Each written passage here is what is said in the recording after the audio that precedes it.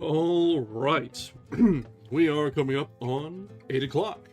So, let's settle in, get comfortable, and jump back in where we left off.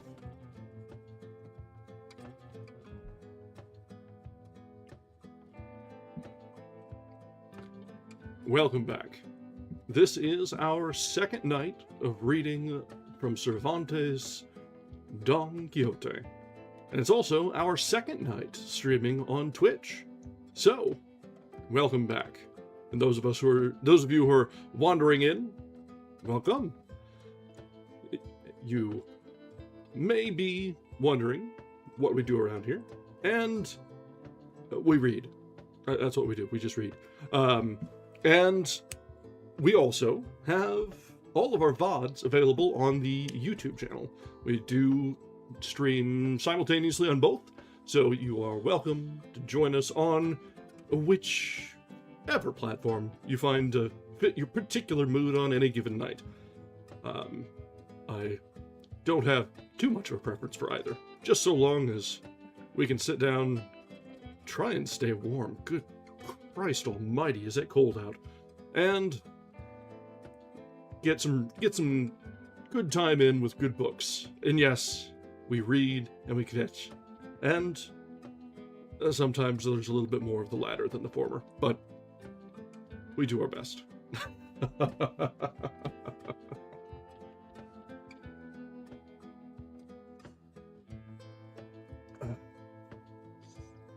Well, our schedule turned out to be, honestly, rather serendipitous this time around. I would say that probably about 4 hours after we finished on Tuesday, I came down with a monster sinus headache, sinus infection, head cold, whatever you want to call it. I was laid out for 2 days, which just so happens to coincide exactly with our scheduled break in between readings. So, I'll take it. I will call that a win. Because, as it stands, I can breathe, and I can read. I'm not hacking up a lung, dropping half a sinus out on my chest. So, I will take the small victories. But yes, I hope everyone is doing well with the weather. I know around here, it is blisteringly cold. I think our high today was 4. And that's in Fahrenheit, mind you. So it's a little bit chilly. And I noticed now that as I was updating the drink, I fat-fingered the shift key, didn't I? Yes, I did. One moment, we will get that fixed, because it will bother me all night long. Ooh, impressive. Yeah, I think my low was around that point, so you got me beat today. Now, luckily, I don't think I'm getting any snow or ice with this, at least not right now. It's just frigidly cold. We're pretty well prepared for the cold, so I can deal. The cats become extra snuggly when it gets to be a little too cold out in. Take your pick. It would help if I would turn the thermostat up over 60, but I'm cheap. I'm the only one that touches the thermostat, and even I don't touch it. All right. Oh yeah, wind chill. I don't even bother looking at wind chill. As long as you're bundled up, it doesn't matter. Now, if you go out and you're not bundled up, it's your own damn fault. Sorry. All right. So we've dithered about a little bit tonight. So let's go ahead and get back into our reading, because I, for one, am actually pretty excited to see what sort of misadventures our Chuny Spaniard is going to get up to tonight. It's been pretty good so far. There's been some ups and downs and some attempts to be made at chivalry, but the intent doesn't always match with the result. And so, as we went through the litany of books to be sent off to be burned last time, an actual travesty, mind you, both for the books and for me having to suss out the pronunciations of both titles and authors of Lord knows how many different languages. But that's half the fun. I mean, hopefully it's part of the fun. Alright, so let's resume. We'll switch back to our reading scene here. And we will see what comes next. So, we have Chapter 7 of Don Quixote, of the second sally of our worthy knight Don Quixote of La Mancha.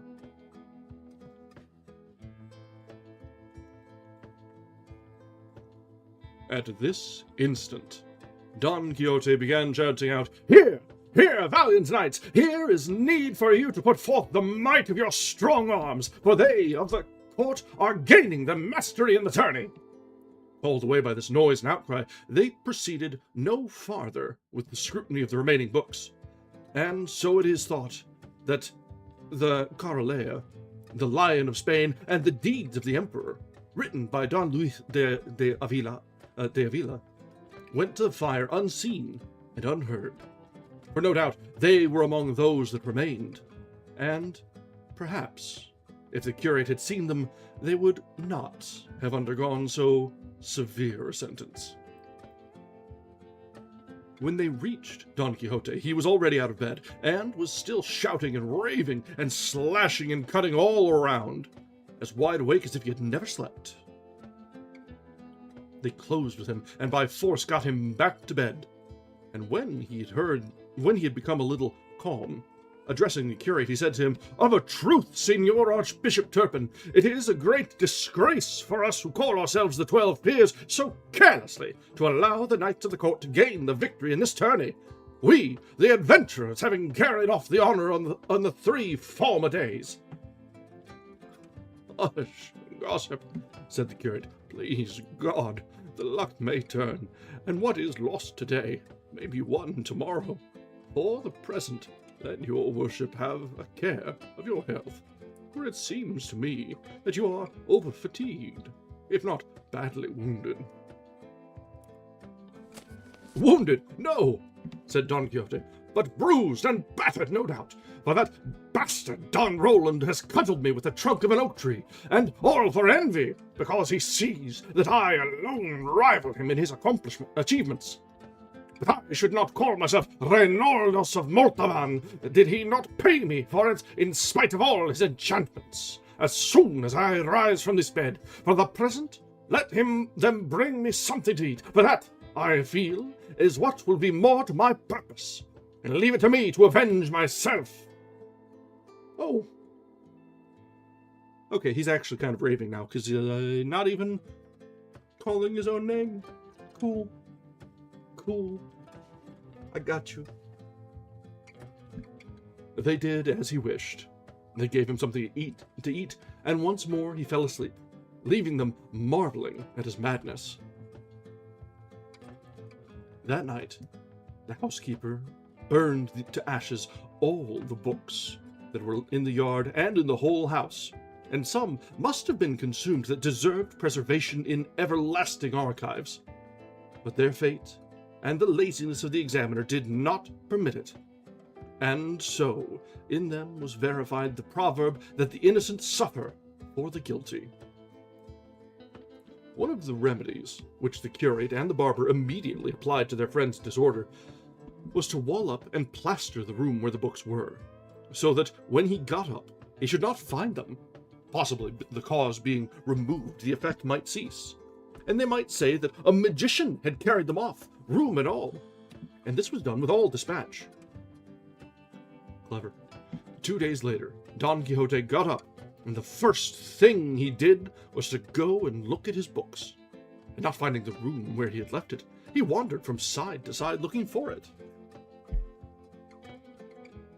Oh, hello, Simba.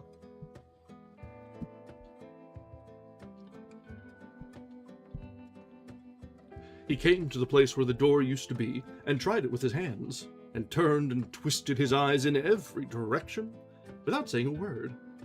But, after a while, he asked his housekeeper whereabouts was the room that held his books.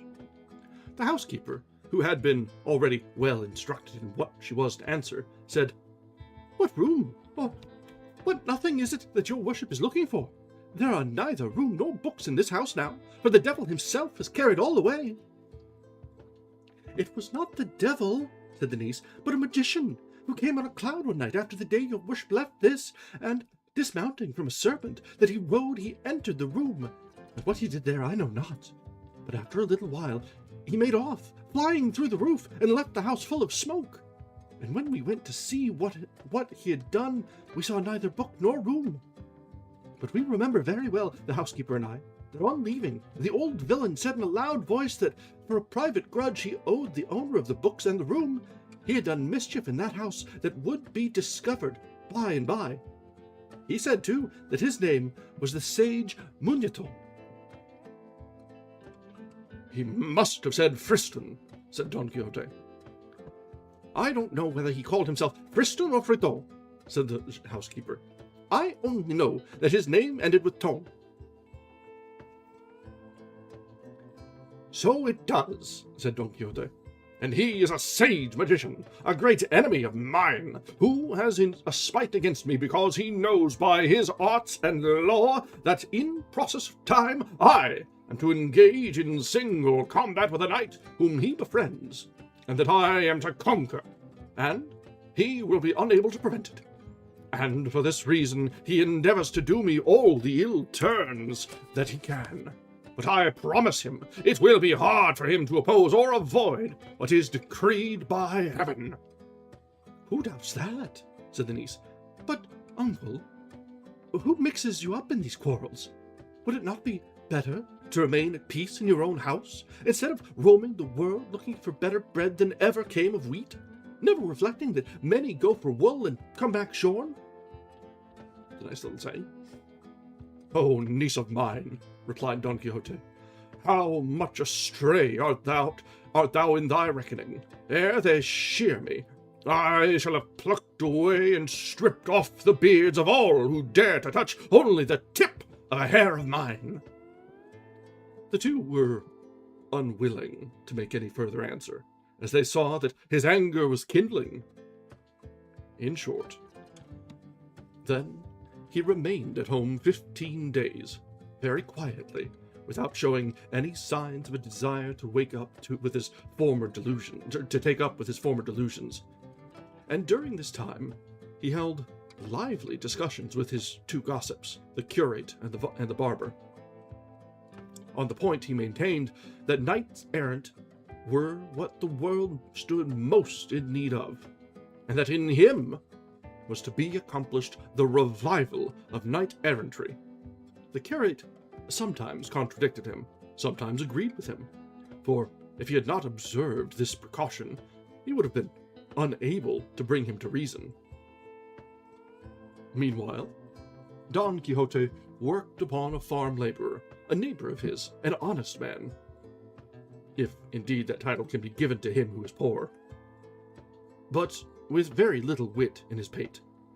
In a word, he so talked him over, and with such persuasions and promises, that the poor clown made up his mind to sally forth with him, and serve him as esquire.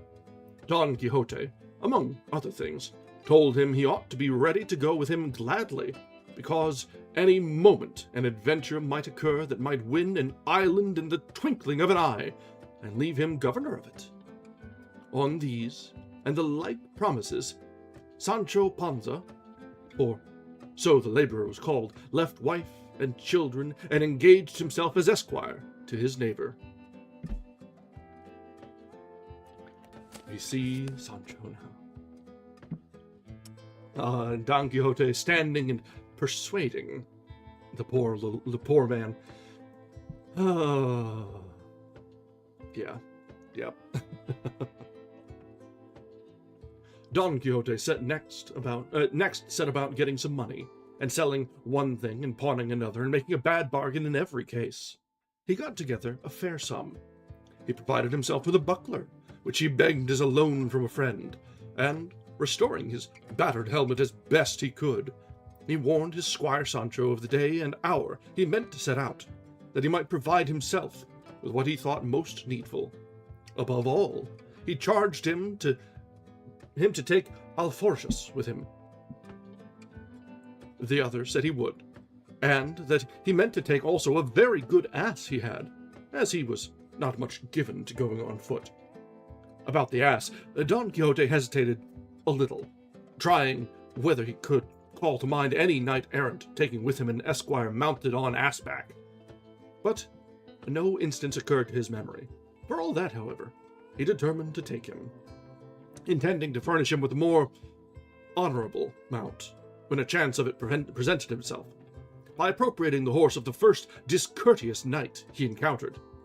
Himself he provided with shirts and such other things as he could, according to the advice the host had given him, all which being done, without taking leave, Sancho Panza of his wife and children, or Don Quixote of his housekeeper and niece, they sallied forth unseen by anybody from the village one night, and made such good way in the course of it that by daylight they held themselves safe from discovery, even should search be made for them.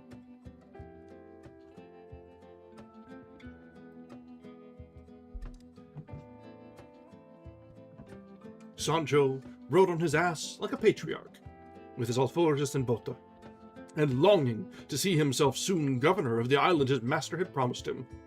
Don Quixote decided upon taking the same route and road he had taken on his first journey, that over the Campo de Montiel, which he traveled with less discomfort than on the last occasion, for as it was early morning and the rays of the sun fell on them obliquely, the heat did not distress them. "And now," said Sancho Panza to his master, "your worship will take care, Señor Knight-errant, not to forget about the island you have promised me, for be it ever so big, I'll be equal to governing it." To which Don Quixote replied, "Thou must know, friend Sancho Panza, that it was a practice very much in vogue with the knights-errant of old to make their squires governors of the islands or kingdoms they won, and I am determined that there shall be no failure on my part in so liberal a custom. On the contrary, I mean to improve upon it, for they sometimes, and perhaps most frequently, waited until their squires were old, and then, when they had had enough of service and hard days and worse nights, they gave them some title or other, of count, or at the most marquis, of some valley or province more or less.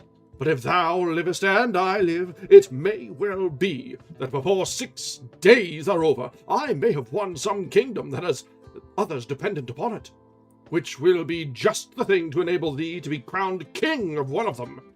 Nor needest thou count this wonderful, for things and chances fall to the lot of such knights in ways so unexampled and unexpected that I might easily give thee even more than I promised thee."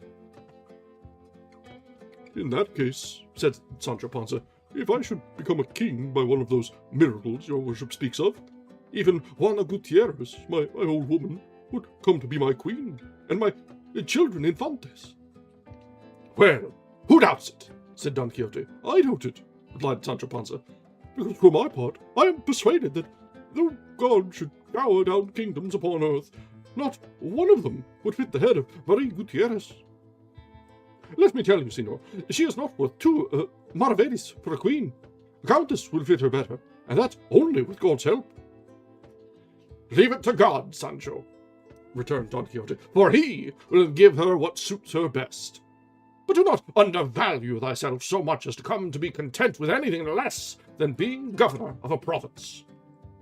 "I will not, Signor," answered Sancho, "especially as I have a man of such quality for a master in your worship, who will know how to give me all that will be suitable for me and that I can bear."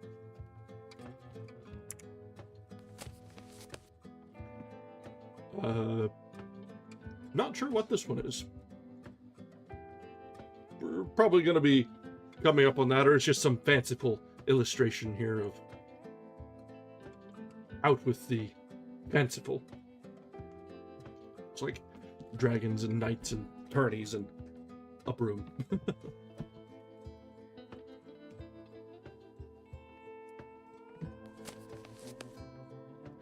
All right, so the adventure is now back underway. He was only out for a few days, long enough for the neighbors and his housekeeper and niece to burn all of his splendid books. But it's fine. It's fine. He has a valiant squire with him now, on a magnificent ass. All right, so Chapter 8 of the good fortune which the valiant Don Quixote had in the terrible and undreamt of adventure of the windmills, with other occurrences worthy to be fitly recorded. Oh wow, the windmills happen really early in this. I expected it to be a little while before those reared their dastardly heads.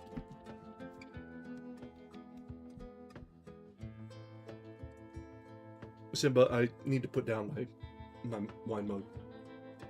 Please get out of the way. Thank you.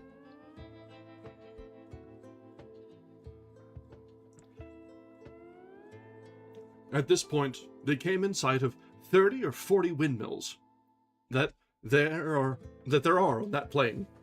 And as soon as Don Quixote saw them, he said to his squire, "Fortune is arranging matters for us better than we could have shaped our desires ourselves. For look there, friend Sancho Panza, where 30 or more monstrous giants present themselves, all of whom I mean to engage in battle and slay, and with whose spoils we shall begin to make our fortunes."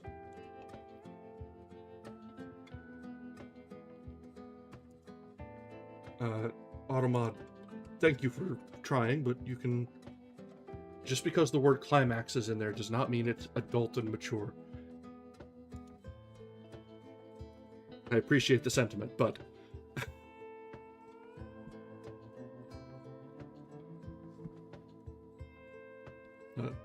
and with whose spoils we shall begin to make our fortunes. For this is righteous warfare, and it is God's good service to sweep so evil a breed from off the face of the earth. "What giants?"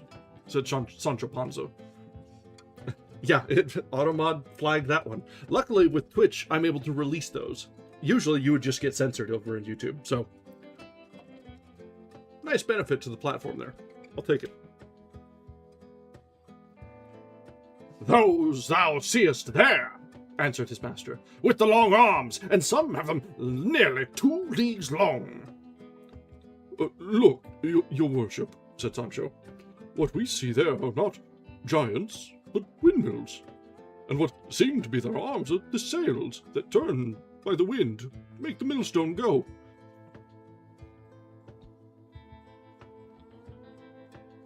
"It is easy to see," replied Don Quixote, "that thou art not used to this business of adventures.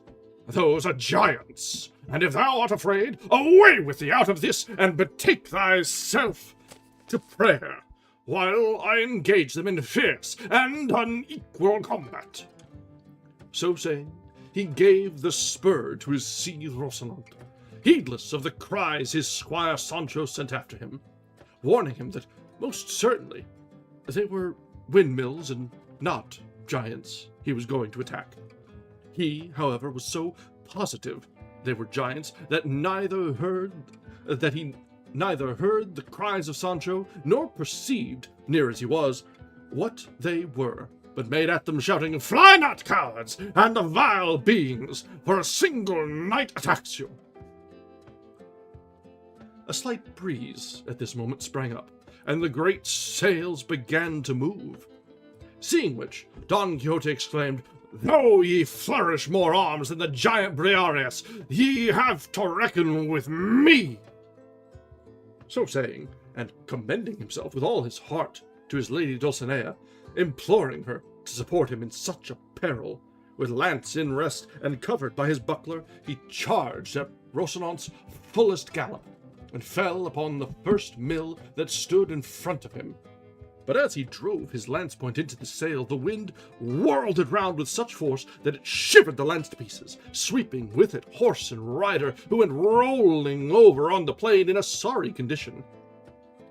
Sancho hastened to his assistance as fast as his ass could go.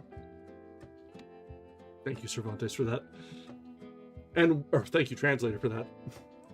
And when he came up and found him unable to move, with such a shock had Rocinante fallen with him.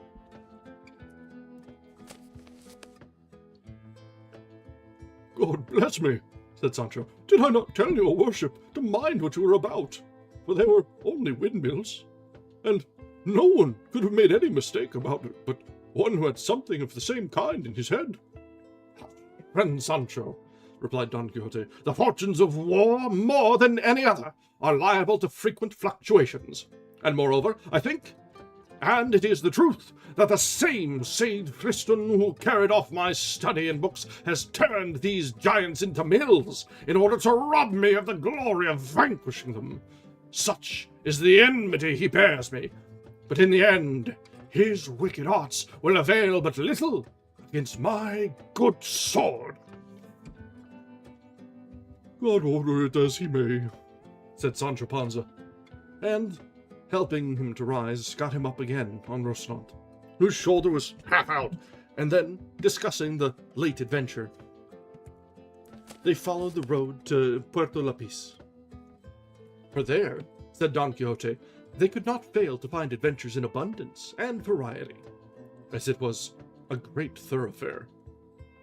For all that, he was much grieved at the loss of his lance, and, saying so to his squire, he added, I remember having read how a Spanish knight, Diego Perez de Vargas was his by name, having broken his sword in battle, tore from an oak a ponderous bough, a branch, and with it did such things that day, and pounded so many Moors, that he got the surname of Macua. And he and his descendants from that day forth were called Vargas y Macua.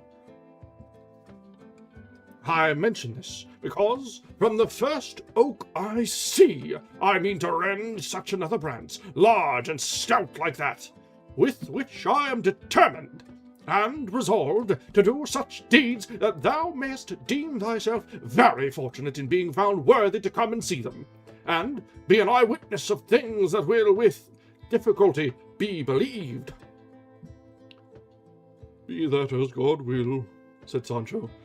I believe it all as your worship says it, but straighten yourself a little, for you seem all on one side, maybe from the shaking of the fall. That is the truth, said Don Quixote, and if I make no complaint of the pain, it is because knights errant are not permitted to complain of any wound, even though their bowels be coming out through it. If so, said Sancho, I have nothing to say, but God knows I would rather your worship complained when anything ailed you. For my part, I confess I must complain however small the ache may be, unless this rule about not complaining extends to the squires of knight-errants also. Don Quixote could not help laughing at his squire's simplicity, and he assured him he might complain whenever and however he chose, just as he liked, for, so far, he had never read of anything to the contrary in the order of knighthood.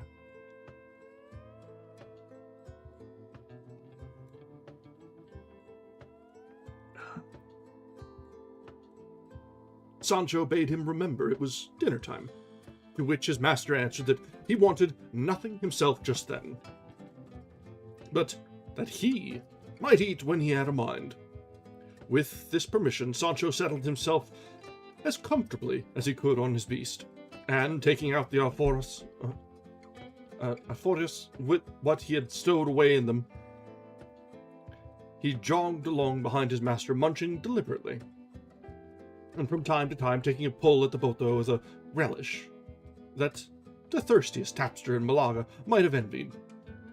And while he went on this way, gulping down draught after draught, he never gave a thought to any of the promises his master had made him.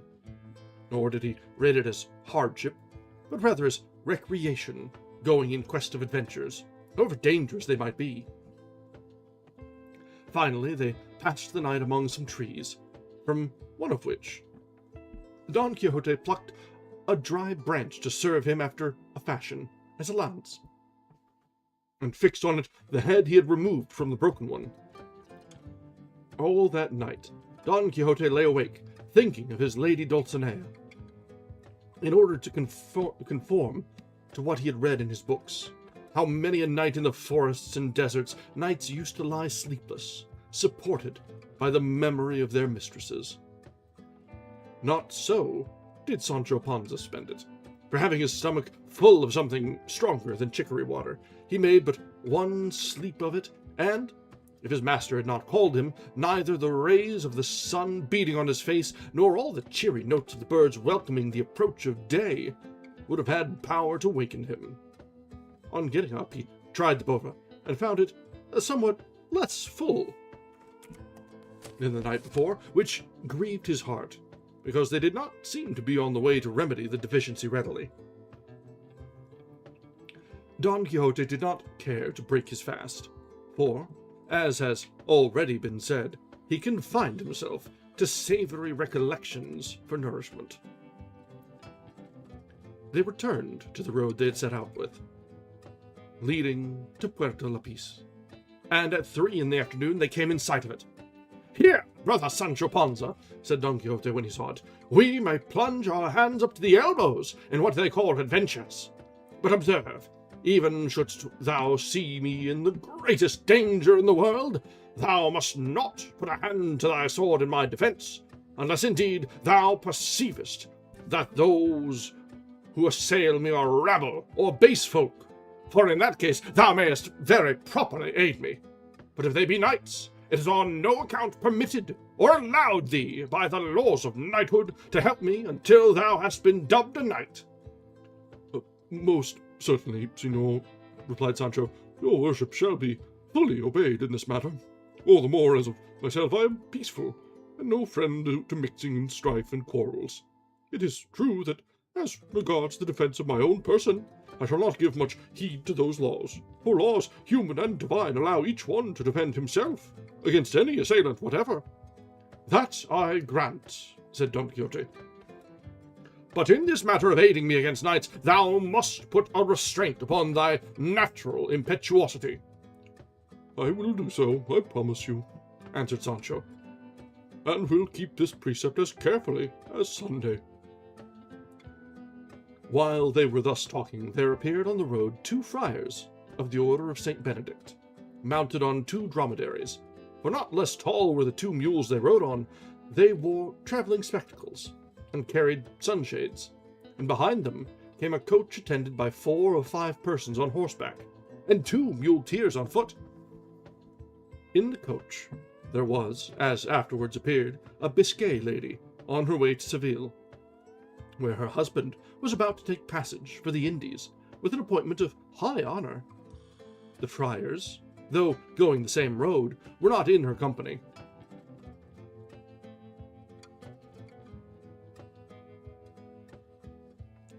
I hadn't thought about that, but you are right. It's just a slightly more modern take. I dig it. I like it. That's a fun mental image that will now not ever leave me, I'm sure.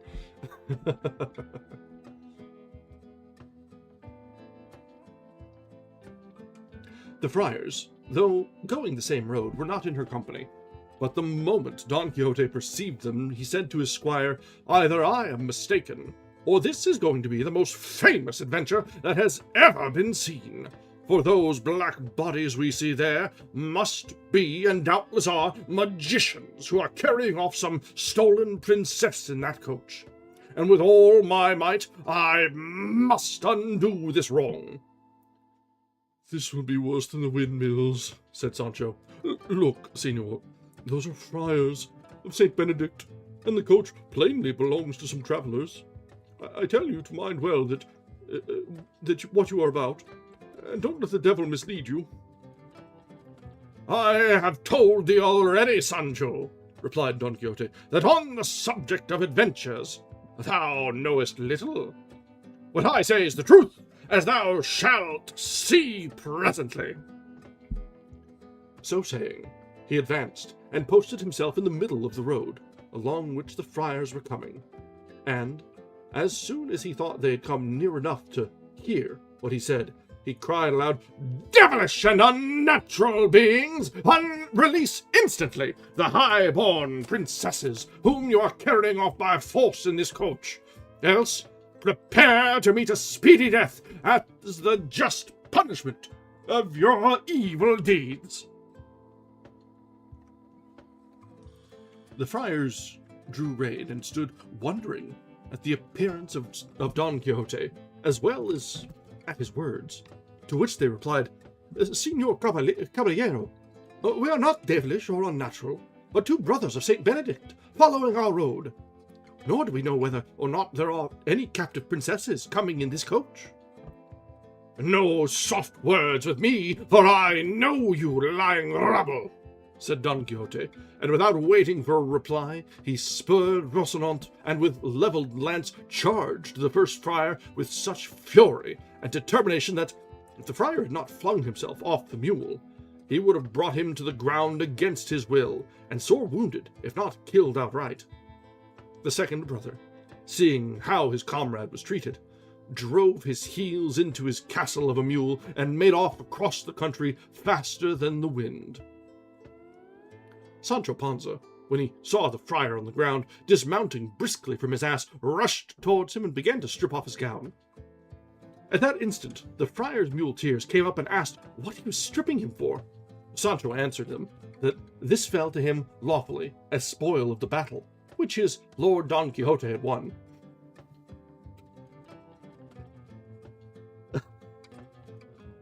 Okay. The muleteers, who had no idea of a joke, and did not understand all this about battles and spoils, seeing that Don Quixote was some distance off talking to the travelers in the coach, fell upon Sancho, knocked him down, and, leaving hardly a hair in his beard, belaboured him with kicks, and left him stretched breathless and senseless on the ground, and without any more delay helped the friar to mount, who, trembling, terrified and pale, as soon as he found himself in the saddle, spurred after his companion, who was standing at a distance looking on, watching the result of the onslaught.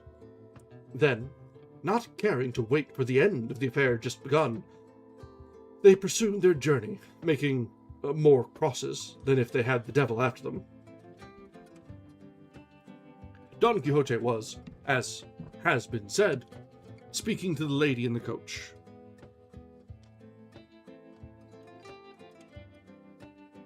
"Hello, Zoe." "Yes."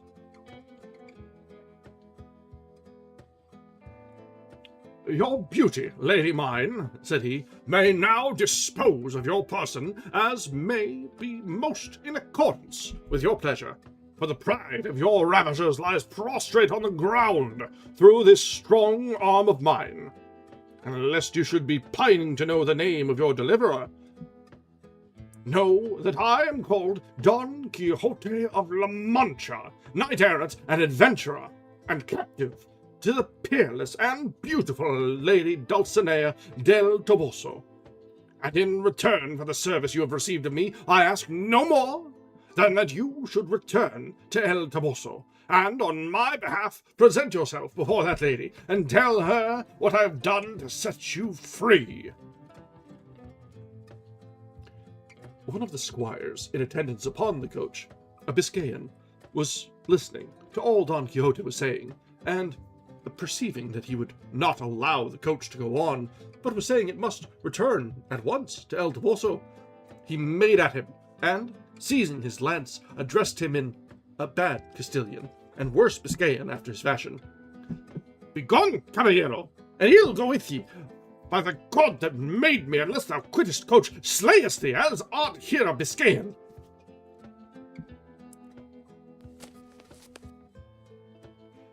Don Quixote understood him quite well, and answered him very quietly, "If thou wert a knight, as thou art none, I should have already chastised thy folly and rashness, miserable creature."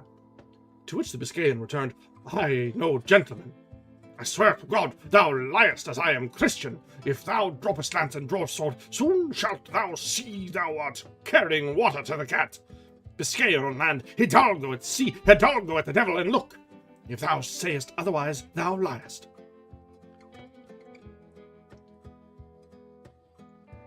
You will see presently, said Agreus. Agreus? This is going to be a challenge, I'm sure, replied Don Quixote. And, throwing his lance on the ground, he drew his sword, braced his buckler on his arm, and attacked the Biscayan, bent upon taking his life.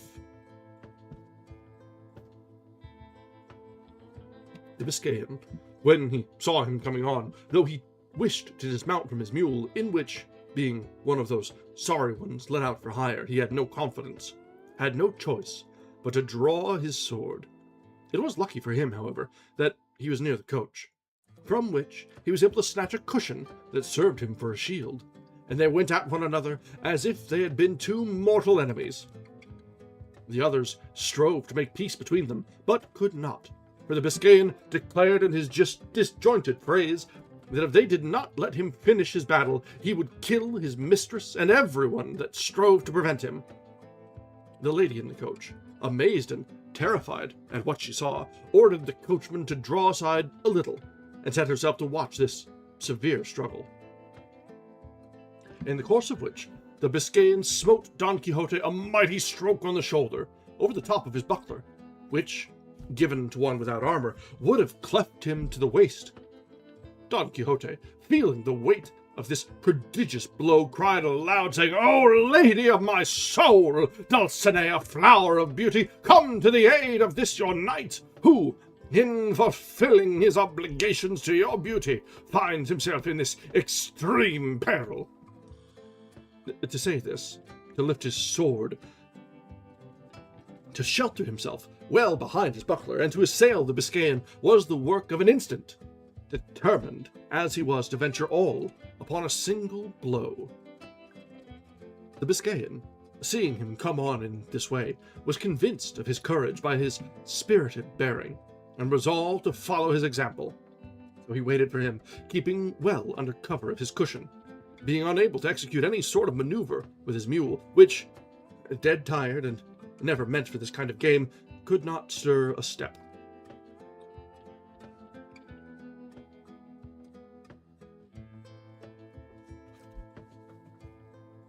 On then, as aforesaid, came Don Quixote against the wary Biscayan, with uplifted sword and a firm intention of splitting him in half, while, on his side, the Biscayan waited for him, sword in hand, and under the protection of his cushion, and all present stood trembling, waiting in suspense the result of blows such as threatened to fall. And the lady in the coach and the rest of her following were making 1,000 vows and offerings to all the images and shrines of Spain, that God might deliver her squire and all of them from this great peril in which they found themselves. But it spoils all, that at this point and crisis, the author of the history leaves this battle impending, giving as excuse that he could find nothing more written about these achievements of Don Quixote than what has been already set forth. It is true, the second author of this work was unwilling to believe that a history so curious could have been allowed to fall under the sentence of oblivion, or that the wits of La Mancha could have been so undiscerning as not to preserve in their archives or registries some documents referring to this famous knight. And, this being his persuasion, he did not despair of finding the conclusion of this pleasant history, which, heaven favoring him, he did find in a way that shall be related in the second part. The meta-narration is an interesting take here. It's come up every once in a while, whereas as the narrator is sort of reading aloud from histories and thinking, well, this isn't quite the way I would do things, but it's all right. So It is an added layer to the absurdity of this entire situation and the book itself. It's a nice twist. A nice twist.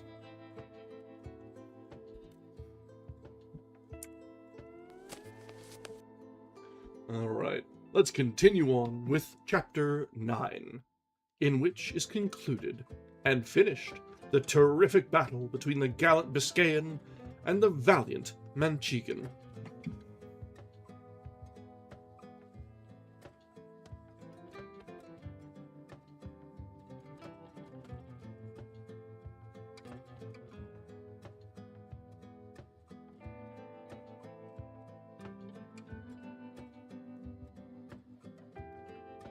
In the first part of this history, we left the valiant Biscayan and the renowned Don Quixote with drawn swords uplifted, ready to deliver two such furious, slashing blows that if they had fallen full and fair, they would at least have split and cleft them asunder from top to toe, and laid them open like a pomegranate. And at this so critical point, the delightful history came to a stop, and stood cut short, without any intimation from the author where what was missing was to be found.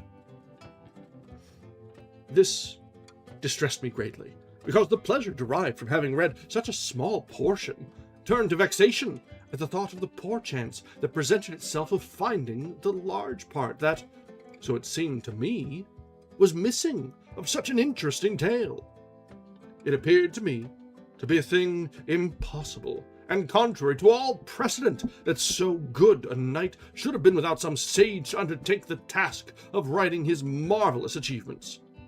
A thing that was never wanting to any of those knights errant who, they say, went after adventures, for every one of them had one or two sages, as if made on purpose, who not only recorded their deeds, but described their most trifling thoughts and follies, however secret they might be, and such a good knight could not have been so unfortunate as not to have what Platir and others like him had in abundance.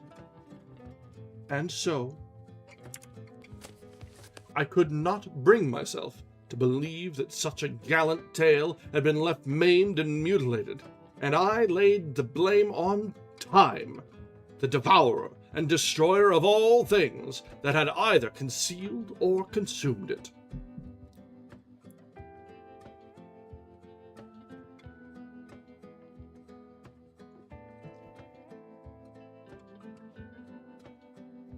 On the other hand, it struck me that, inasmuch as among his books there had been found such modern ones as The Enlightenment of Jealousy and The Nymphs and Shepherds of Heneres, his story must likewise be modern, and that, though it might not be written, it might exist in the memory of the people of his village and of those in the neighborhood.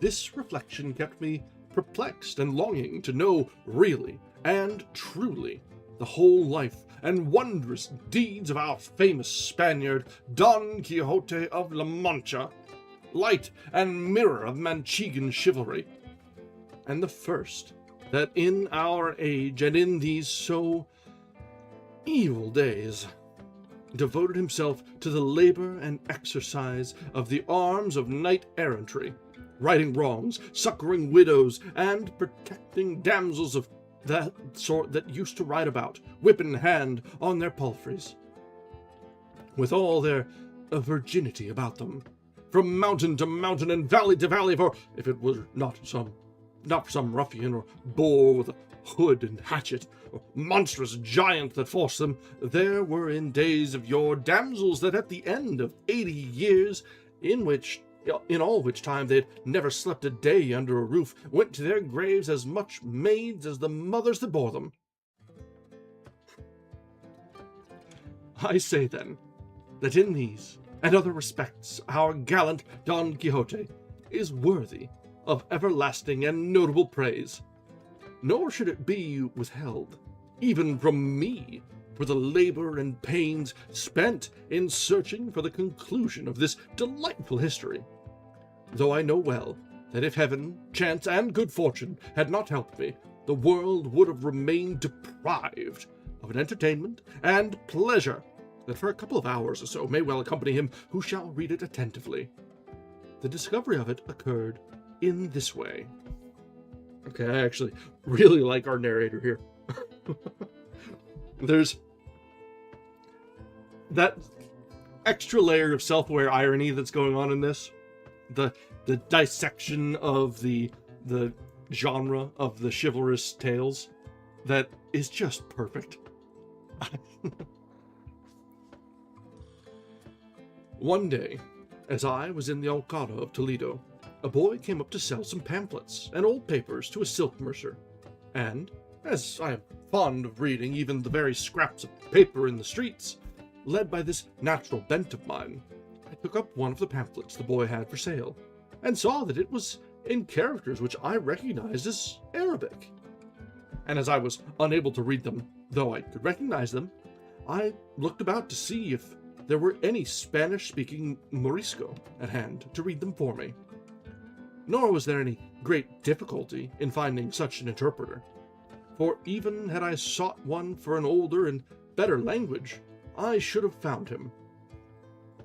In short, chance provided me with one, who, when I told him what I wanted and put the book into his hands, opened it in the middle, after reading a little in it, began to laugh.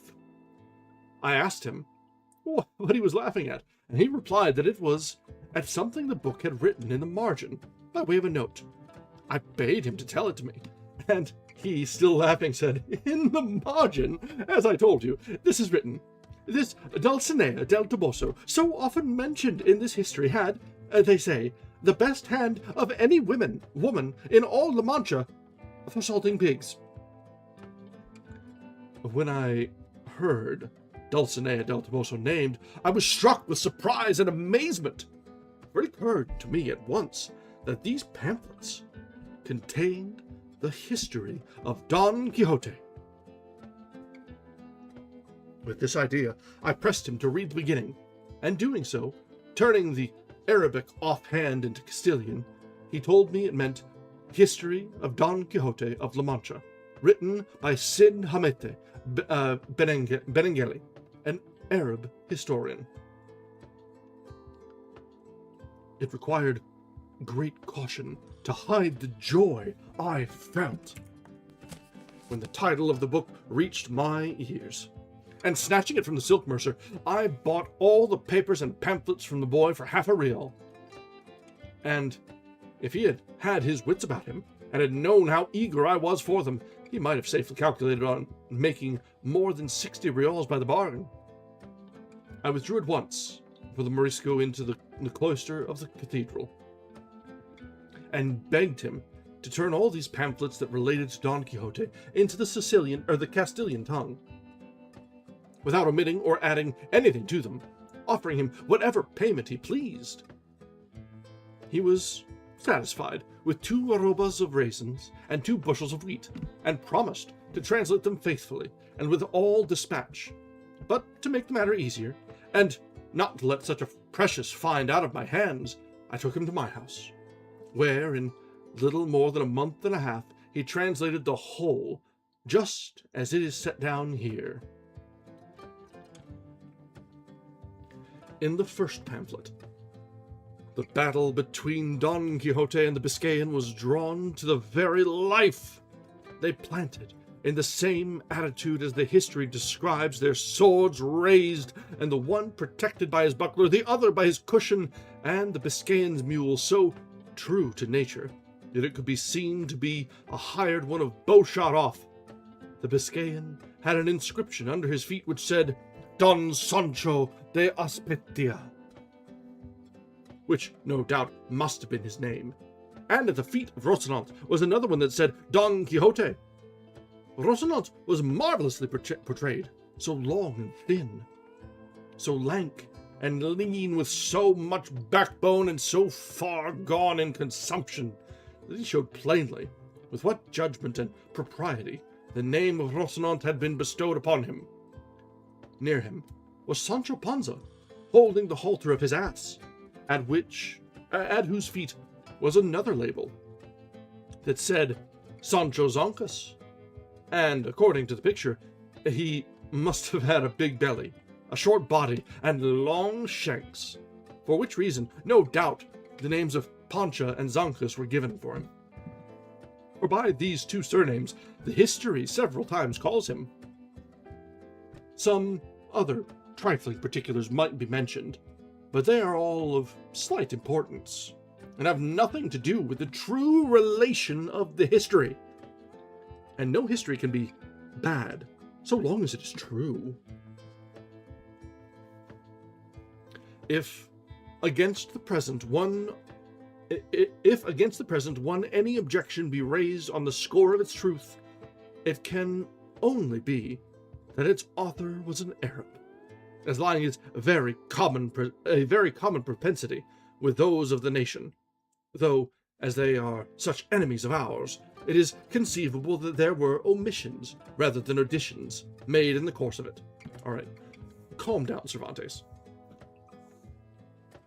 And this is my own opinion, for where he could and should give freedom to his pen in praise of so worthy a knight, he seems to me deliberately to pass it over in silence, which is ill done and worse contrived, for it is the business and duty of historians to be exact, truthful, and wholly free from passion, and neither interest nor fear, hatred nor love should make them swerve from the path of truth, whose mother is history, rival of time, storehouse of deeds, witness for the past, example and counsel for the present, and warning for the future.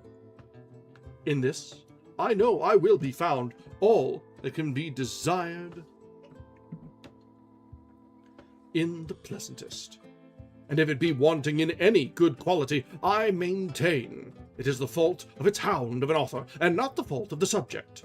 To be brief, its second part, according to the translation, began in this way. With trenchant swords upraised and poised on high, it seemed as though the two valiant and wrathful combatants stood threatening heaven and earth and hell with such resolution and determination did they bear themselves. The fiery Biscayan was the first to strike a blow, which was delivered with such force and fury that had not the sword turned in its course, that single stroke would have sufficed to put an end to the bitter struggle and to all the adventures of our knight.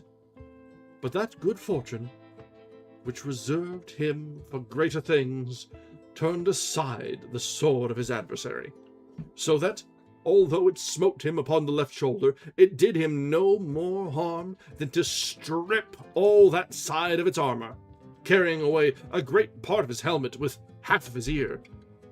Okay, Picasso. All which, with fearful ruin, fell to the ground, leaving him in a sorry plight. Good God!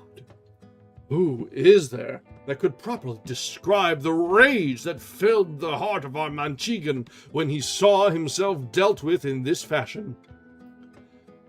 All that can be said is, it was such that he again raised himself in his stirrups, and, grasping his sword more firmly with both hands, he came down on the Biscayan with such fury, smiting him full over the cushion and over the head, that even so good a shield proving useless, as if a mountain had fallen on him, he began to bleed from nose, mouth, ears, reeling, as if about to fall backwards from his mule, as no doubt he would have done, had he not flung his arms about its neck at the same time.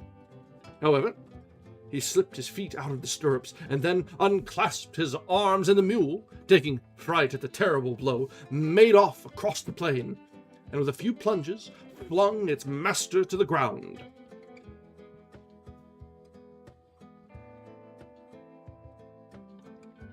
Don Quixote stood looking on very calmly, and, when he saw him fall, leaped from his horse, and with great briskness ran to him, and, presenting the point of his sword to his eyes, bade him surrender, or he would cut his head off. The Biscayan was so bewildered that he was unable to answer a word, and it would have gone hard with him, so blind was Don Quixote, had not the ladies in the coach, who had hitherto been watching the combat in great terror, hastened to where he stood and implored him, with earnest entreaties, to grant them the great grace and favor of sparing their squire's life. To which Don Quixote replied with much gravity and dignity, "In truth, fair ladies, I am well content to do what ye ask of me, but it must be on one condition and understanding, which is that this knight promise me to go to the village of El Toboso, and on my behalf present himself before the peerless Lady Dulcinea, that she deal with him as shall be most pleasing to her." The terrified and disconsolate ladies, without discussing Don Quixote's demand or asking who Dulcinea might be, promised that their squire should do all that had been commanded. "Then, on the faith of that promise," said Don Quixote, "I shall do him no further harm, though he well deserves it of me." And here we see the outcome of the battle. The assailant laid out on the ground at the point of a sword, and Don Quixote, half his armor shorn off, holding him there pinned, and the ladies wailing and pulling their hair in despair. Bit of a mess, really. Have to imagine the absolute audacity of a madman to show up in full armor as you're just trying to go to town. So remember, this is a fair few years after there were knights wandering around. So, Don Quixote is something of a spectacle here. Damn near killed a man here. Alright guys, we've been going for about an hour, so let's go ahead and take a... Alright, calm down, Z.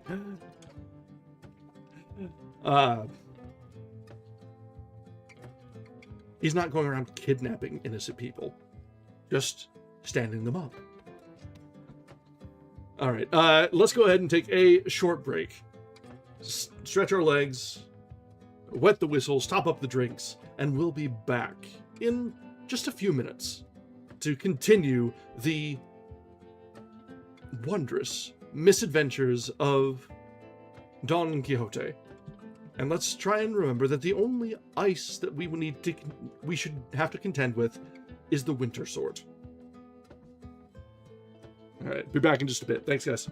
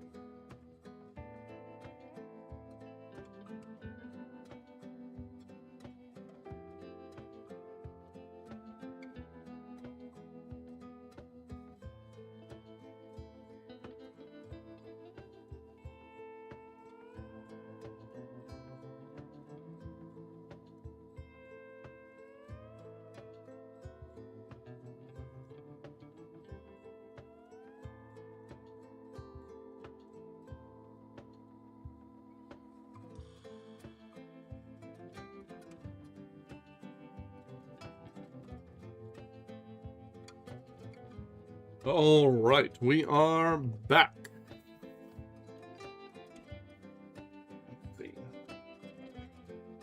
So, we've seen seemingly a change in source material. The original histories were set aside or abruptly ended, and the task of chronicling Don Quixote's exploits has fallen to a less charitable hand.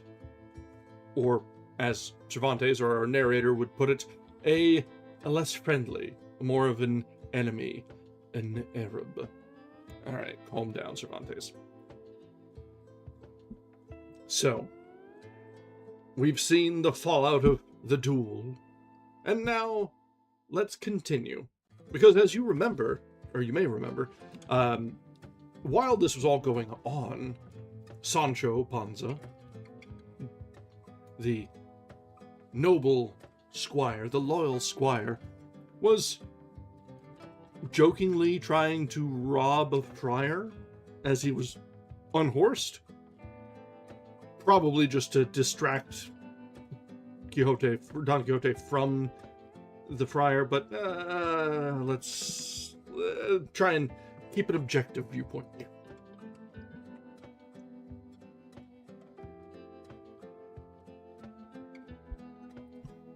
All right. So, let's resume with Chapter 10 of the pleasant discourse that passed between Don Quixote and his squire Sancho Panza.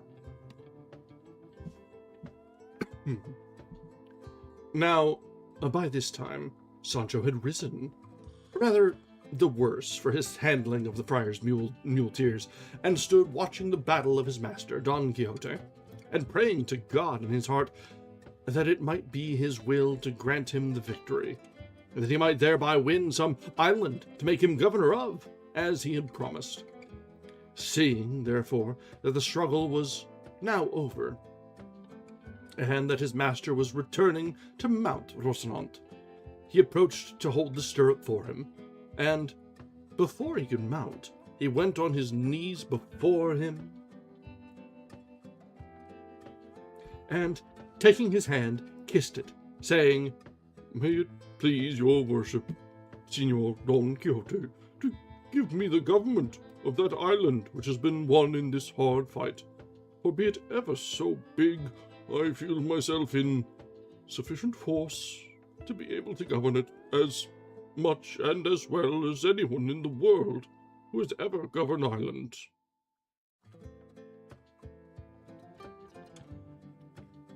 To which Don Quixote replied, "Thou must take notice, brother Sancho, that this adventure and those like it are not adventures of islands, but of crossroads, in which nothing is got, except a broken head or an ear the less.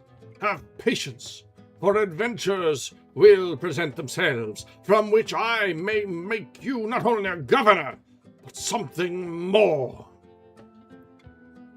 Sancho gave him many thanks, and again kissing his hand and the skirt of his hauberk, helped him to mount Rocinante, and mounting his ass himself, proceeded to follow his master, who, at a brisk pace, without taking leave, or saying anything further to the ladies belonging to the coach, turned into a wood that was hard by. Sancho followed him at his ass's best trot, but Rocinante stepped out so that, seeing himself left behind, he was forced to call to his master to wait for him.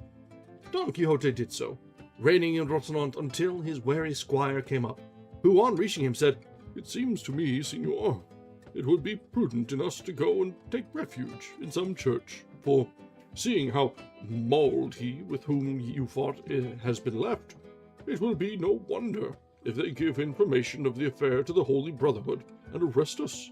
And, faith, if they do, before we come out of jail, we shall have to sweat for it." "Peace," said Don Quixote. "Where hast thou ever seen or heard that a knight-errant has been arraigned before a court of justice, however many homicides he may have committed?" Okay.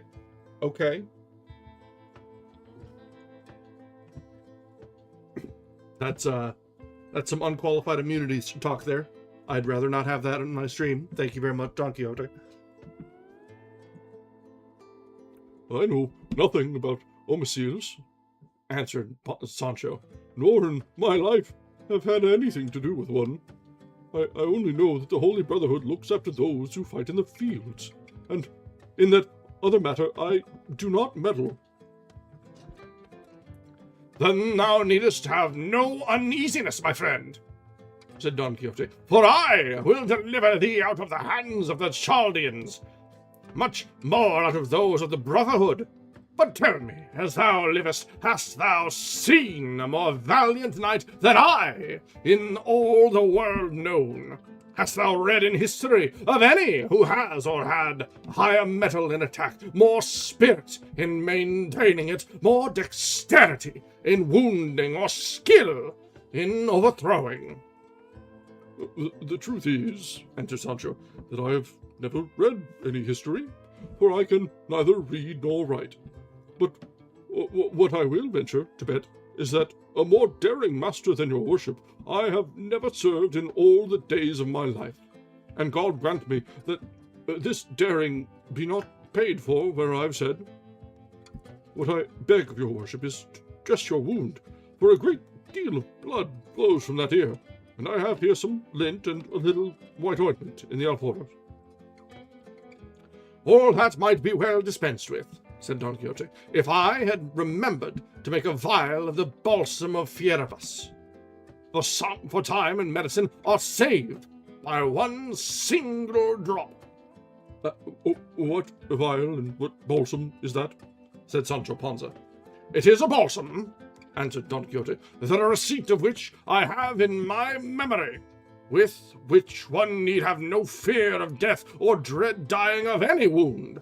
And so, when I make it and give it to thee, thou hast nothing to do when in some battle thou seest they have cut me in half through the middle of the body, as is wont to happen frequently, but neatly, and with great nicety, ere the blood congeal, to place that portion of the body which shall have fallen to the ground upon the other half, which remains in the saddle, taking care to fit it on evenly and exactly.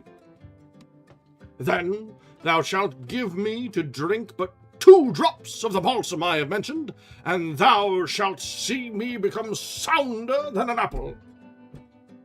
If that be so, said Panza, I renounce henceforth the government of the promised island, and desire nothing more in payment of my many and faithful services than that your worship give me the receipt of this supreme liquor, for I am persuaded it will be worth more than 2 reals an ounce anywhere, and I want no more to pass the rest of my life in ease and honor. But it remains to be told if it costs much to make it.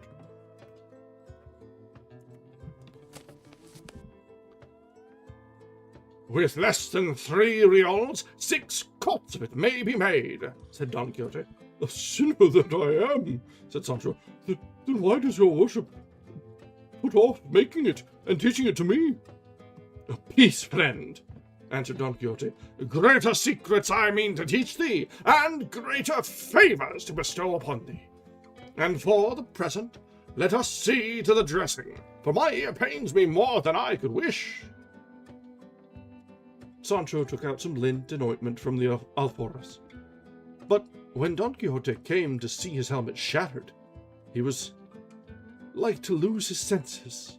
And clapping his hand upon his sword and raising his eyes to heaven, he said, I swear by the Creator of all things and the 4 Gospels in their fullest extent, to do as the great Marquis of Mantua did when he swore to avenge the death of his nephew Baldwin.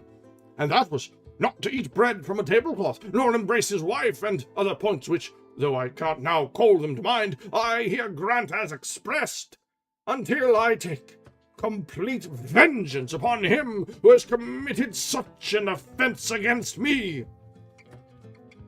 Hearing this, Sancho said to him, Your worship should bear in mind, Señor Don Quixote, that if the knight has done what is commanded him in going to present himself before my lady Dulcinea del Toboso, he will have done all that he was bound to do, and does not deserve further punishment unless he commits some new offense." "Thou hast said well and hit the point," answered Don Quixote, "and so I recall the oath. In so far as relates to taking fresh vengeance..." Oh, they missed a quote there. Thank you, great. "And so I recall the oath in so far as relates to taking fresh vengeance upon him. But I make and confirm it anew, to lead the life I have said, until such time as I take by force from some knight another helmet, such as this, and as good. And think not, Sancho, that I am raising smoke with straw in doing so, for I have one to imitate in the matter, since the very same thing to a hair happened in the case of Mambrino's helmet, which cost Sacriponte so dear." "Signor," replied Sancho, "let your worship send all such oaths to the devil, for they are very pernicious to salvation and prejudicial to the conscience. Just tell me now, if for several days to come we fall in with no man armed with a helmet, what are we to do? Is the oath to be observed in spite of all the inconvenience and discomfort it will be to sleep in your clothes and not to sleep in a house, and 1,000 other mortifications contained in the oath of that old fool the Marquis of Mantua, which your worship is now wanting to revive? Let your worship observe that there are no men in armour travelling in any of these roads, nothing but carriers and carters, who not only do not wear helmets, but perhaps never heard tell of them all their lives." "Thou art wrong there," said Don Quixote, "for we shall not have been above 2 hours among these crossroads before we see more men in armour than came to Albraca to win the fair Angelica." "Enough," said Sancho. "So be it then, and God grant us success, and that the time for winning that island which is costing me so dear may soon come, and then let me die." "I have already told thee, Sancho," said Don Quixote, "not to give thyself any uneasiness on that score. For if an island should fail, there is the kingdom of Denmark, or Sobradisa, which will fit thee as a ring fits the finger, and all the more that, being on terra firma, thou wilt all the better enjoy thyself. But let us leave that to its own time. See if thou hast anything for us to eat in those Alforas, because we must presently go in quest of some castle, where we may lodge tonight and make the balsam I told thee of. For I swear to thee, by God, this here is giving me great pain." I have here an onion, and a little cheese, and a few scraps of bread," said Sancho, "but they are not victuals fit for a valiant knight like your worship." "How little thou knowest about it," answered Don Quixote.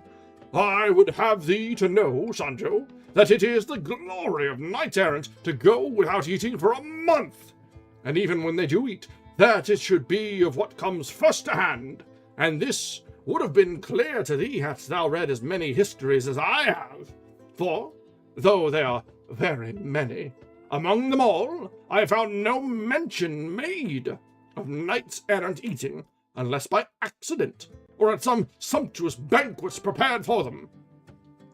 And the rest of the time they passed in dalliance. And though it is plain they could not do without eating and performing all the other natural functions, because in fact they were men like ourselves, it is plain too that, wandering, as they did the most part of their lives, through woods and wilds and without a cook, their most usual fare would be rustic viands, such as those thou now offer me. So that, friend Sancho, let not that distress thee which pleases me, and do not seek to make a new world or pervert knight-errantry." "Pardon me, your worship," said Sancho, "for as I cannot read or write, as I said just now, I neither know nor comprehend the rules of the profession of chivalry.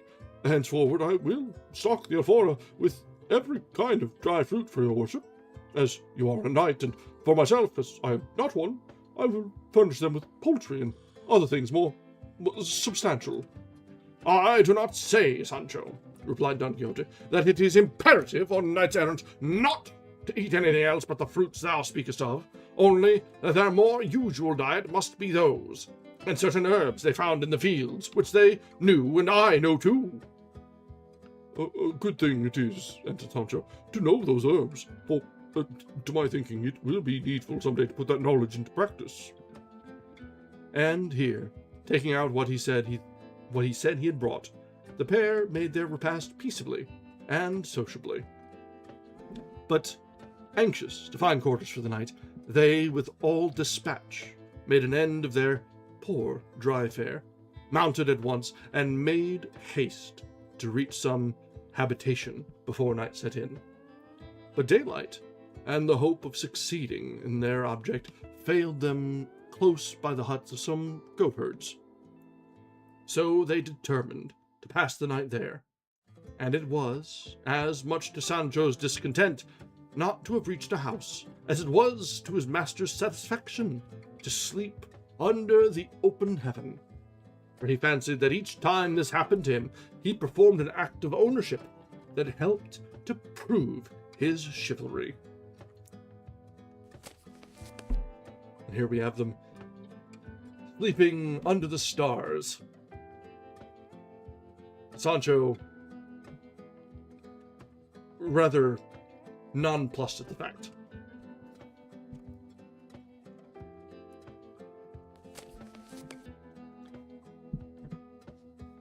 All right.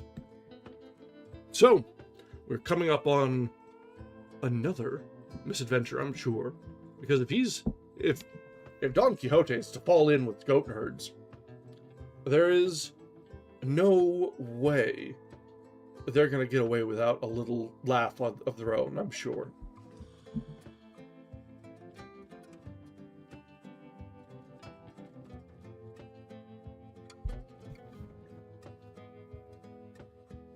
All right.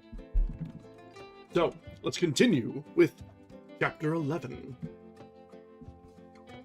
What befell Don Quixote with certain goatherds.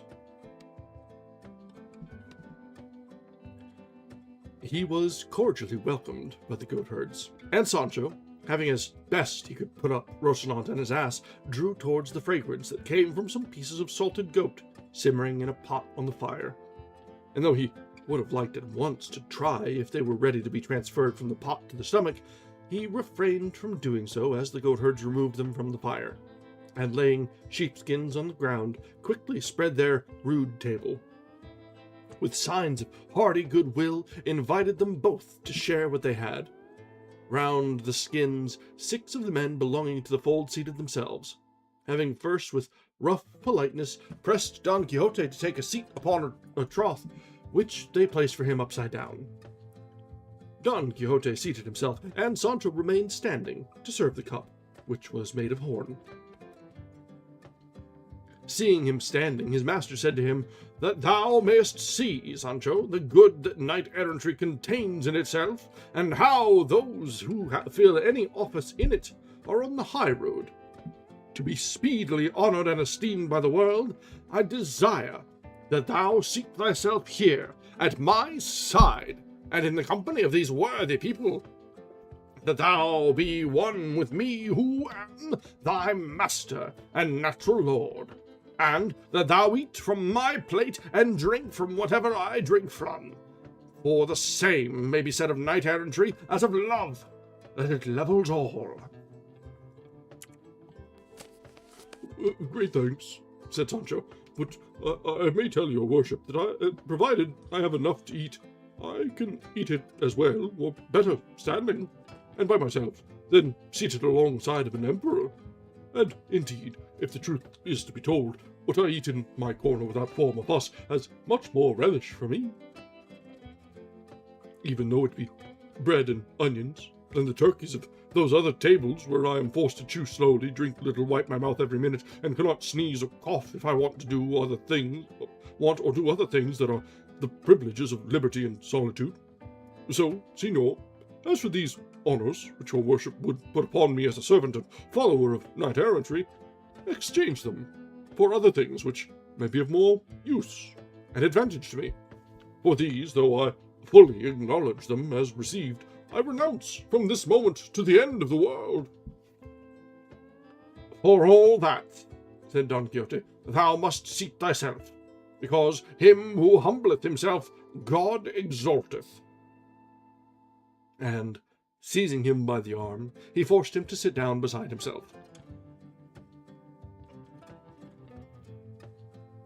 The goatherds did not understand this jargon about squires and knights errant, and all they did was to eat in silence and stare at their guests, who with great elegance and appetite were stowing away pieces as big as one's fist.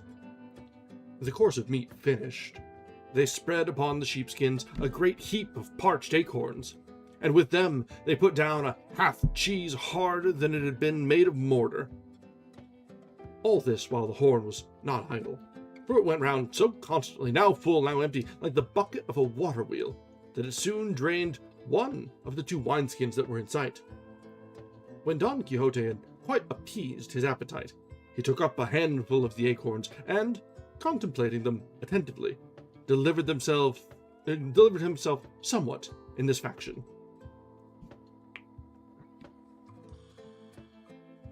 "Happy the age, happy the time, to which the ancients gave the name of golden, not because in that fortunate age the gold so coveted in this our iron one was gained without toil, but because they that lived in it knew not the words mine and thine.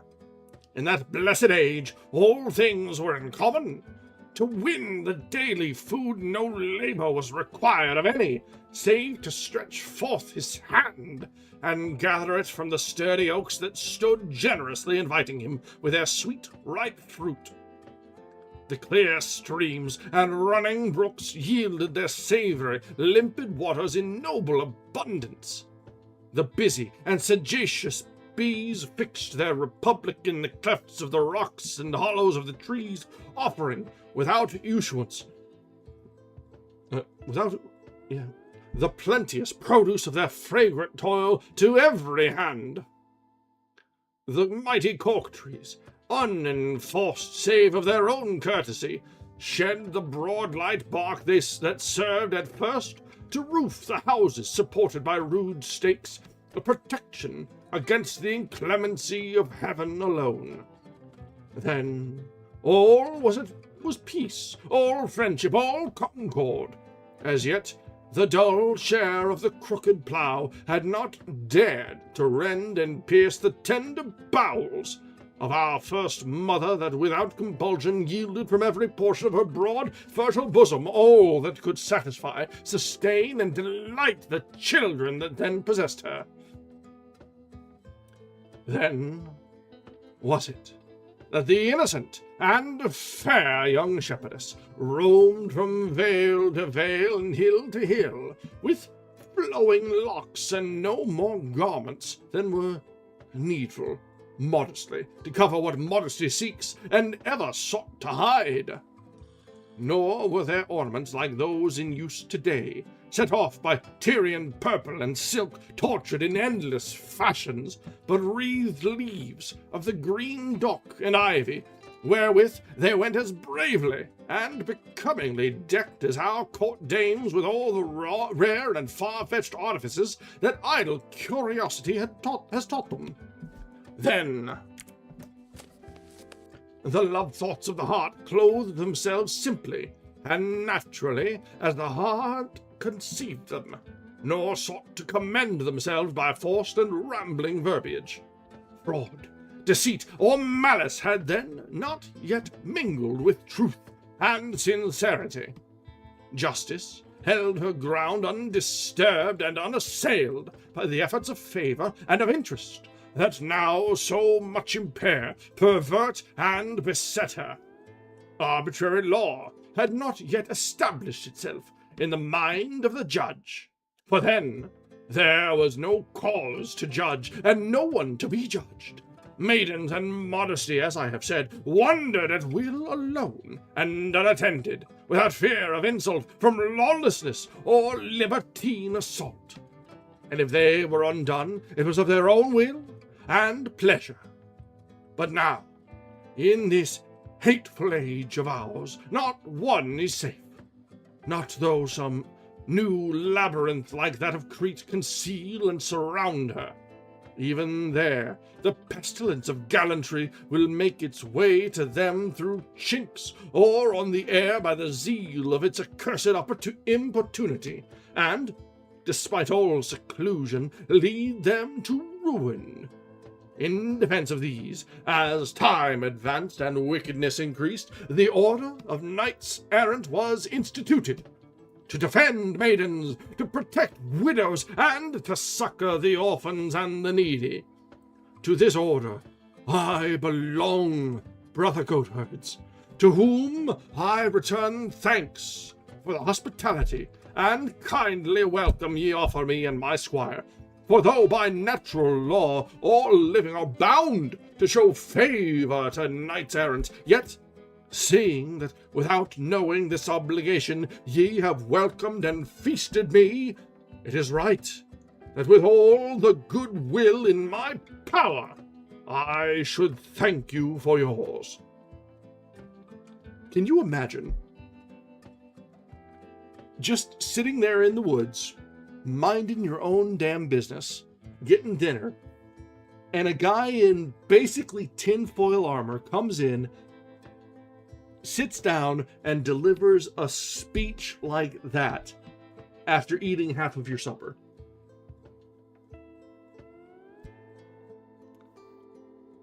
Don Quixote is a special sort. And I'm sure these goatherds are sitting there just befuddled. But let's see how they actually react.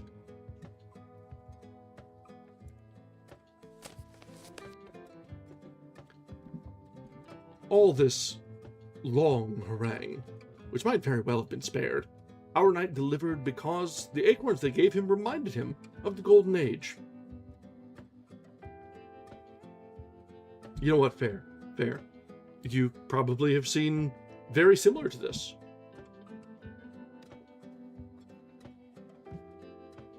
And the whim seized him to address all this unnecessary argument to the goatherds, who listened to him, gaping in amazement, without saying a word in reply.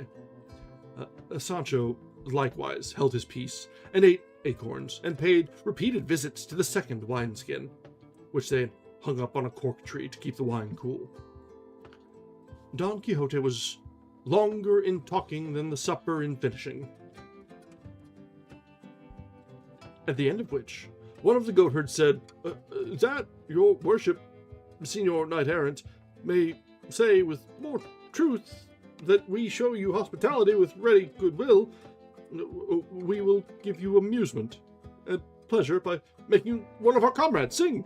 He will be here before long, and he is a very intelligent youth and deep in love, and what is more, he can read and write and play on the rebec to perfection." The goatherd had hardly done speaking when the notes of the rebec reached their ears. And shortly after, the player came up, a very good-looking young man of about 22.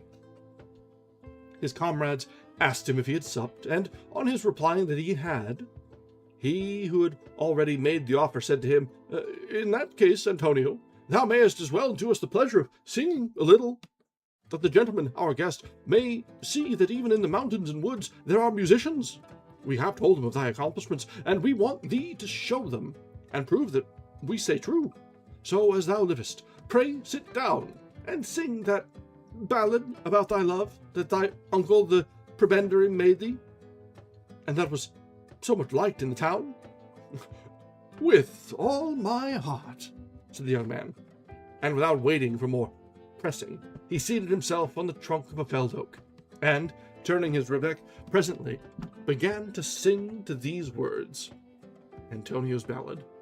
"Thou dost love me well, Olalla. Well I know it, even though love's mute tongues thine eyes have never by their glances told me so.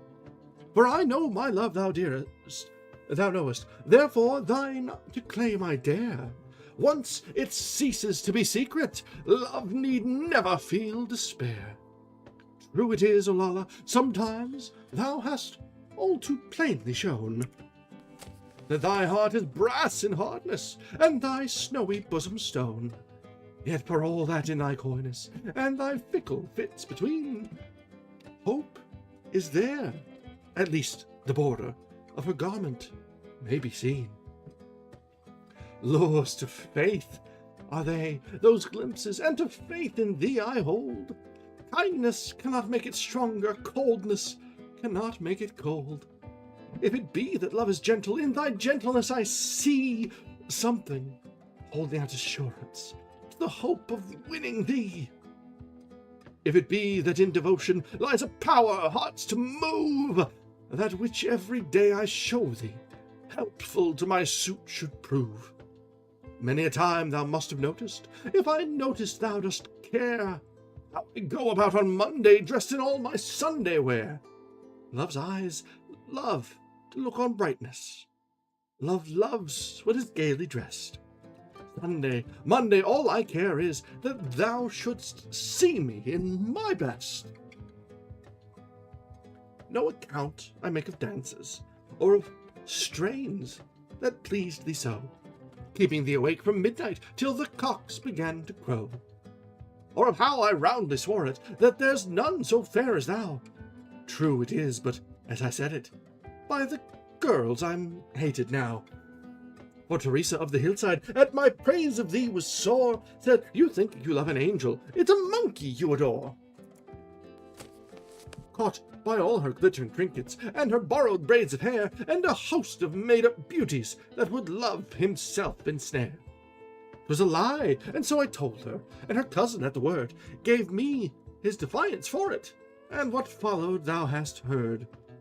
Mine is no high-flown affection, mine no passion par amour, as they call it. What I offer is an honest love, and pure. Cunning cords the Holy Church has, cords of softest silk they be. But put thy neck beneath the yoke, dear, mine will follow, thou wilt see. Else, and once for all I swear it, by the saint of most renown, if I ever quit the mountains, 'twill be in a friar's gown.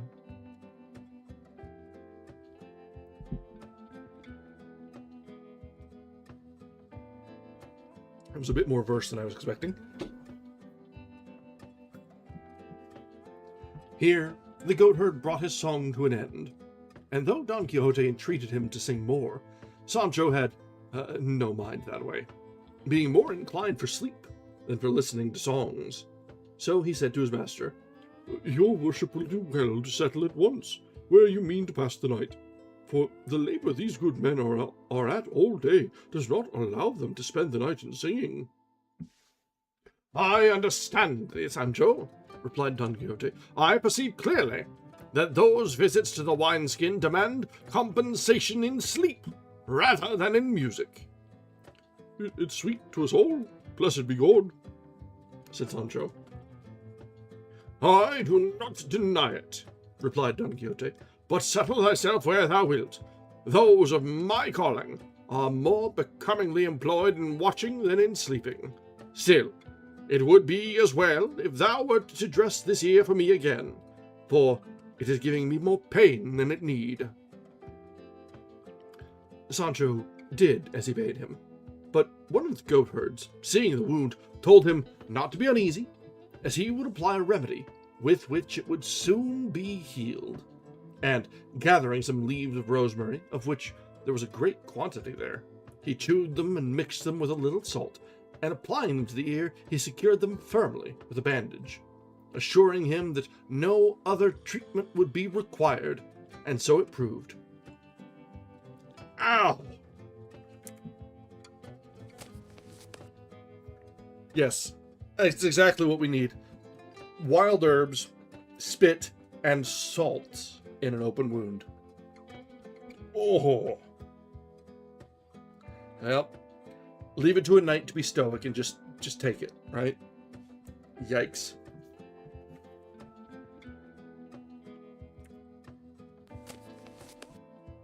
honestly, the goatherds were pretty good hosts. They listened to a crazy person's ramblings and, like, yeah, have some food, have some wine, and somebody sing for him. Just get out of here.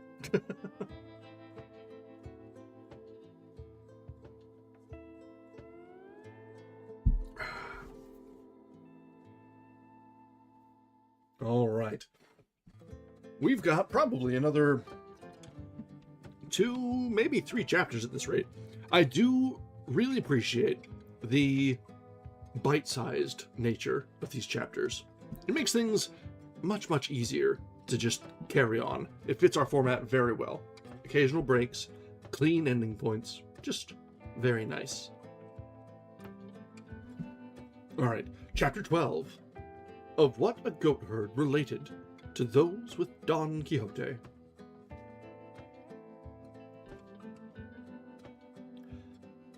Just then, another young man, one of those who fetched their provisions from the village, came up and said, "Do you know what is going on in the village, comrades?"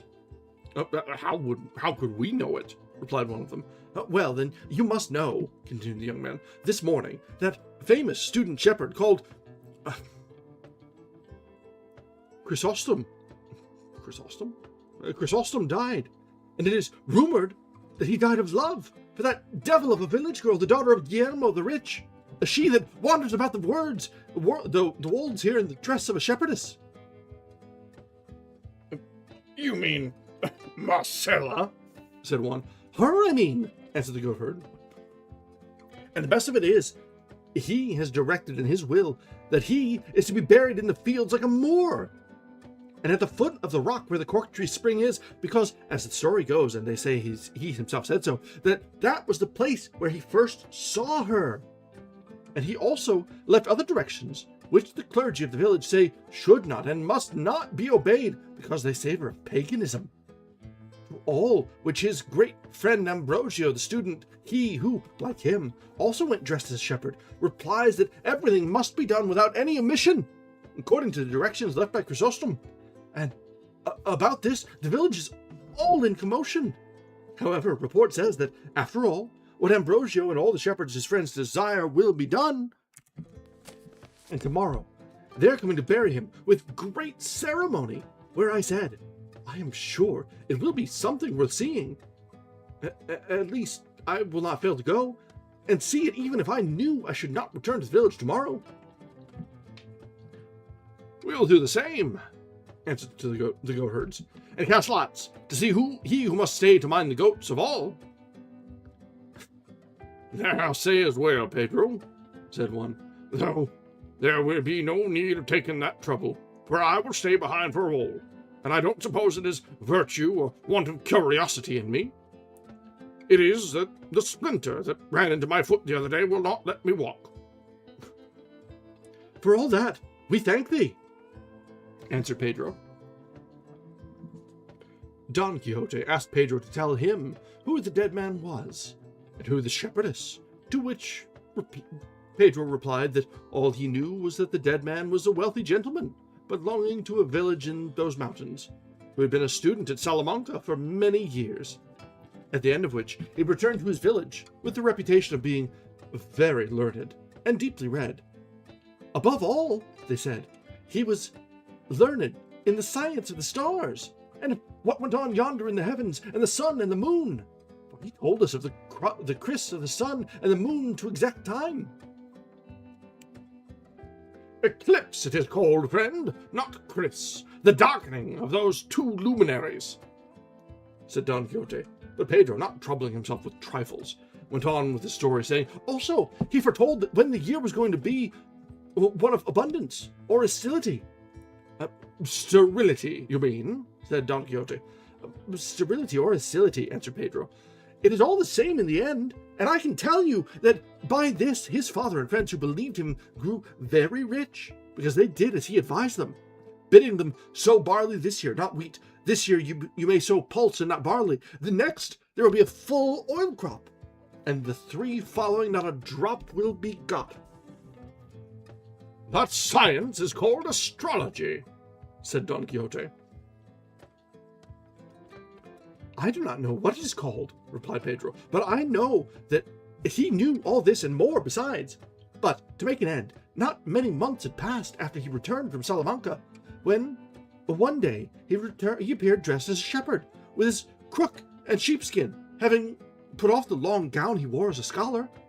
And at the same time, his great friend Ambrosio by name, who had been his companion in his studies, took to the shepherd's dress with him. I forgot to say that Chrysostom, who is dead, was a great man for writing verses, so much so that he made carols for Christmas Eve, and plays for Corpus Christi, which the young men of our village acted, and all said they were excellent. When the villagers saw the two scholars so unexpectedly appearing in shepherd's dress, they were lost in wonder, and could not guess what had led them to make so extraordinary a change. About this time, the father of our Chrysostom died. He was left heir to a large amount of property in chattels as well as in land. So, no small number of cattle and sheep and a large sum of money, of all of which the young man was left dissolute owner. And indeed, he was deserving of it all, for he was a very good comrade, and kind-hearted, and a friend of worthy folk, and had a countenance like a benediction. Presently, it came to be known that he had changed his dress with no other object than to wander about these wastes after that shepherdess Marcella, our lad mentioned a while ago, with whom the deceased Chrysostom had fallen in love. And I must tell you now, for it is well you should know it, who this girl is, perhaps. And even without any perhaps, you will not have heard anything like it all the days of your life, though you should live more years than Sarna. Say Sarah, said Don Quixote, unable to endure the goatherd's confusion of words. Sarna lives long enough, answered Pedro. And if, Signor, you must go finding fault with words at every step, we shall not make an end of this 12-month. Pardon me, friend, said Don Quixote, but as there is such a difference between Sarah and Sarah, I told you of it. However, you have answered very rightly, for Sarah lives longer than Sarah. So continue your story, and I will not object any more to anything.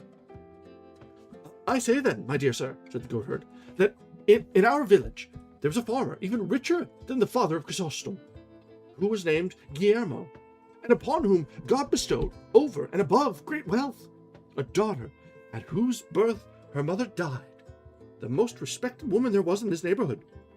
I fancy I can see her now with that countenance, which had the sun on one side and the moon on the other, and moreover active and kind to the poor, for which I trust that at the present moment her soul is in bliss with God in the other world. Her husband, Guillermo, died of grief at the death of so good a wife, leaving his daughter Marcella, a child and rich, to the care of an uncle of hers, a priest and a prebendary in our village. The girl grew up with such beauty that it reminded us of her mother's, which was very great, and yet it was thought that the daughters would exceed it. And so, when she reached the age of 14 to 15 years, nobody beheld her, but blessed God that had made her so beautiful. And the greater number were in love with her past redemption. Her uncle kept her in great seclusion and retirement, but for all that the fame of her great beauty spread, so that as well for it as for her great wealth, her uncle was asked, solicited, and importuned to give her in marriage, not only by those of our town, but of those many leagues round, and by the persons of highest quality in them. But he, being a good Christian man, though he desired to give her in marriage once, seeing her to be old enough, was unwilling to do so without her consent. Not that he had any eye to the gain and profit which the custody of the girl's property brought him while he put off her marriage. And, faith, this was said in praise of the good priest in more than one set in the town. For I would have you know, Sir Errant, that in these little villages everything is talked about and everything is carped at, and rest assured, as I am, that the priest must be over and above good who forces his parishioners to speak well of him, especially in villages." "That is the truth," said Don Quixote. "But go on, for the story is very good, and you, good Pedro, tell it with very good grace." "May that of the Lord not be wanting to me," said Pedro. "This is the one to have to proceed. You must know that though the uncle put before his niece and described to her the qualities of each one in particular of the many who had asked her in marriage, begging her to marry and to make a choice according to her own taste, she never gave any other answer than that she had no desire to marry just yet, and that being so young, she did not think herself fit to bear the burden of matrimony."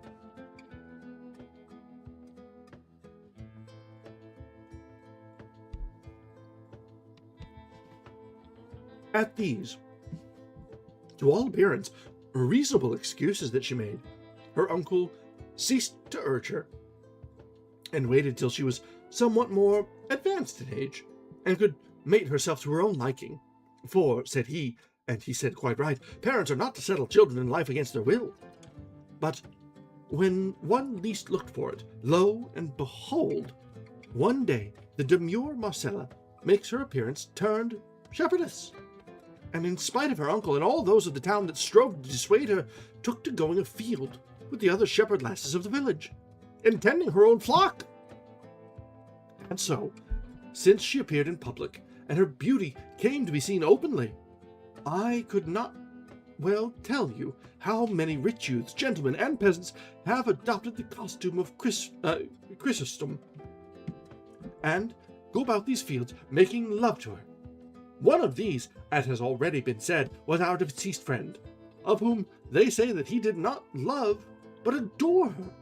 But you must not suppose, because Marcella chose a life of such liberty and independence, and of so little, or rather no, retirement, that she had given any occasion, or even semblance of one, for disparagement of her purity and modesty. On the contrary, such and so great is the vigilance with which she watches over her honor, that of all those that court and woo her, not one has boasted, or can with truth boast, that she has given him any hope, however small, of obtaining his desire.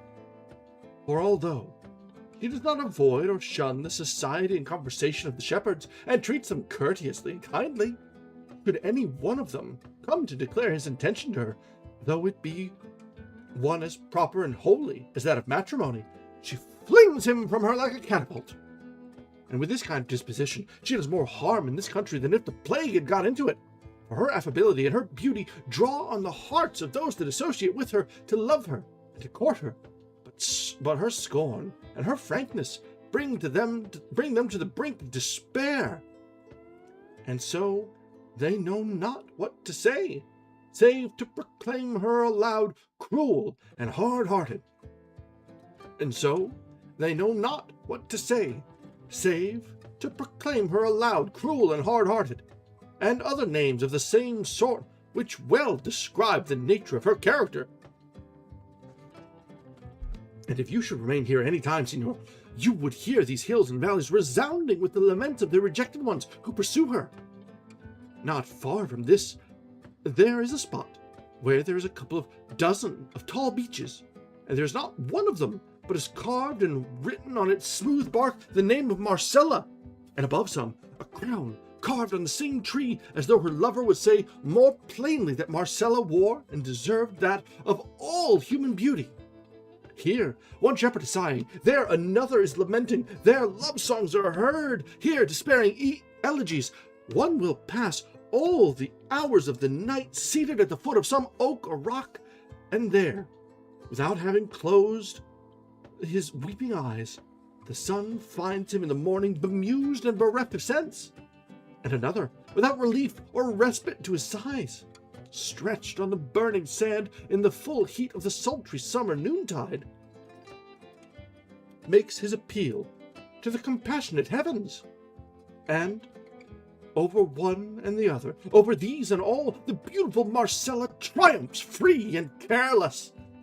and all of us know her are waiting to see what her pride will come to, and who is to be happy, the happy man who will succeed in taming a nature so formidable and gaining possession of a beauty so supreme. All that I have told you, being such well-established truth, I am persuaded that what they say of the cause of Chrysostom's death, as our lad told us, is the same. And so I advise you, Signor, fail not to be present tomorrow at his burial, which will be well worth seeing, for Chrysostom had many friends, and it is not half a league from this place to where he directed he should be buried. Whew. Okay, hold on, I need to take a breath. So, I am very glad that we got through Faulkner before getting through this, because Faulkner well prepared me for page-long paragraphs. Faulkner does page-long sentences. Run-on sentences, but still sentences. But I think we were ready for this one. I am a little dry at the moment, but we were ready and prepared. It could have been worse.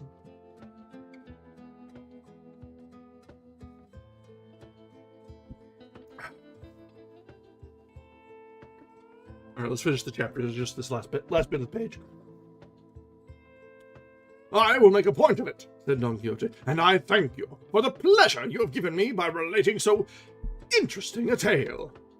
Oh, said the goatherd, I do not know even the half of what has happened to the lovers of Marcella, but perhaps tomorrow we may fall in with some shepherd on the road who can tell us.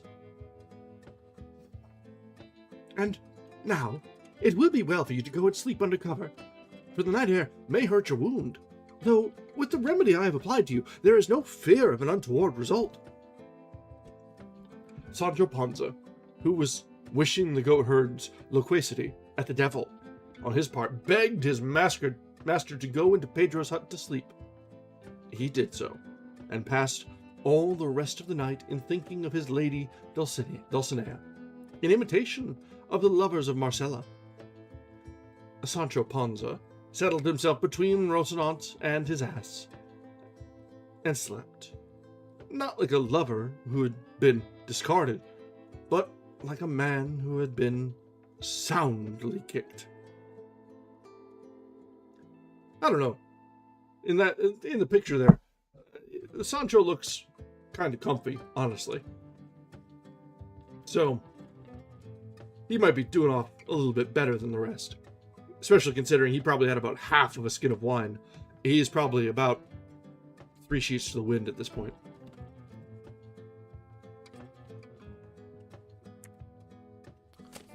All right. So that brings us to the end of chapter 12, and that'll be where we wrap up for the evening.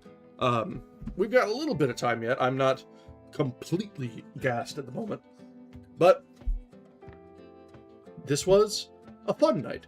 A little bit of a divergence. The first half was sort of the same adventure that we started with, in that it's the day-to-day adventures of Don Quixote. But then as we got into the second half, it was more just the tales of the shepherds and the common man and how things were going there, and how none of them really even batted an eye at how strange it is that a half-armored man with an ear half cut off just wanders in and lectures them on chivalry for God knows how long before dinner. So, I guess the goatherds have just been there, done that. They're like, it's a night, don't worry about it. Or they're just like, you know what? This distracts us from the goats. That's good enough. And all the while, Sancho, the illiterate peasant, just hanging by, is, through it all, the voice of reason, saying, no, those aren't windmills, or those aren't giants, those are windmills. No, those aren't bandit knights, they are friars No, no, no. Don't kill the friar. We'll get in trouble with the church. And all through it, he's just drinking like a fish. You know what? That is fair. Goats are not the best of friends. They can be fun. They can be entertaining. But a lot like children, they're best in short doses. I will always happily be the uncle who will spoil my nieces and nephews and give them back to their parents after a few minutes. I imagine goats are very much the same.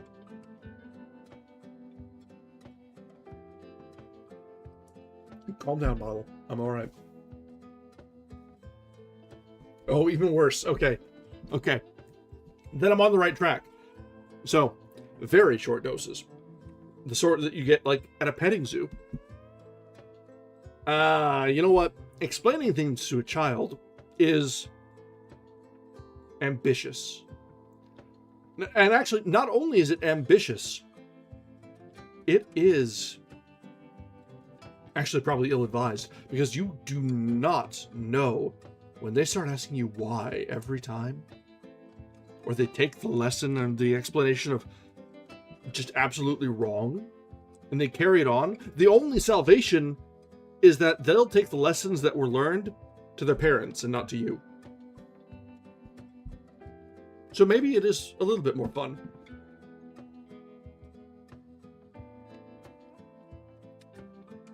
You know what? That's fair. Although, I will say that I've caught a nephew with sticking his head between the railings of a staircase and got stuck and was just crying and wouldn't. As it narrowed further down, he was trying to go down to try and pull his head out, and it wasn't working, and it was just crying, and there was only tears that day.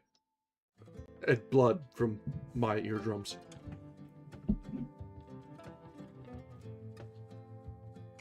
I mean, he's 20 now, 18.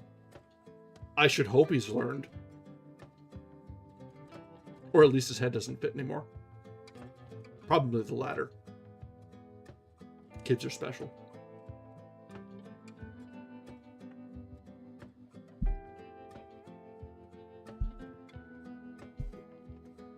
That is fair. It was probably a few hours until he got his head stuck again. But I guess a Billy will probably go released from one into the next immediately. So, fair point. Fair point. Goats are probably worse than kids. But kids will talk to you.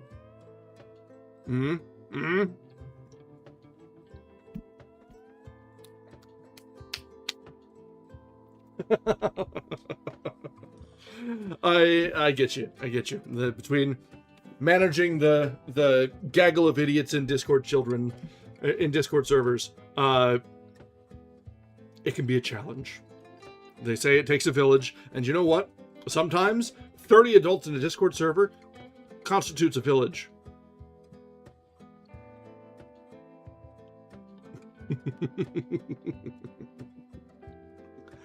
All right, guys.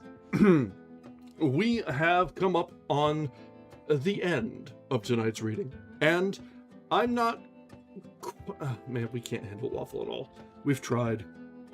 It's not going to happen. I don't think they're going to get better. I used to think that it was all an act, just putting up a front to be fun and entertaining. Like, oh, I'm the kid. Nope.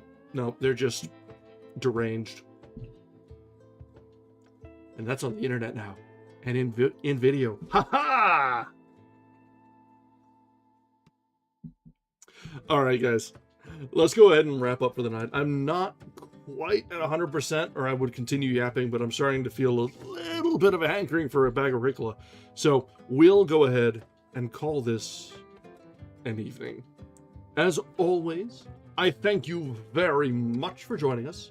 Those of you who are joining us on Twitch know that we've got a wealth of VODs available over on the YouTube channel. All of our readings, except for, I think, one that we did for a special marathon reading, are available on the YouTube channel and always will be. And that should be fun if you ever feel like you need to catch up. But as always, we will be back to our next stream. We do keep to our schedule rather religiously, which will mean we'll be back tomorrow night at 8 Eastern. For now, I'm reviewing the schedule. When I get to be feeling a little bit better, we might have some longer readings to accommodate the general recommendation that you go about 4 hours on Twitch. We'll work out logistics later. But for now, 8 o'clock, Tuesday, Friday, Saturday, Sunday. And we stick to it very, very well. All right. If you haven't yet, if you're over on YouTube land, I encourage you to drop a like on the stream, maybe a subscription to the channel. And if you haven't over on Twitch, a follow would be great. We're just getting started, so a little bit of momentum is appreciated. Yeah, I've noticed there's been the VODs all do have the chat both in the chat window and on screen. So you're welcome. You will see all the banter back and forth. I'm not just a crazy person talking into the air. No. I'm a crazy person talking to Akamos, who is also crazy and hanging out with an old man on the internet. And that's so much fun. All right, let me switch back over to the other, this one.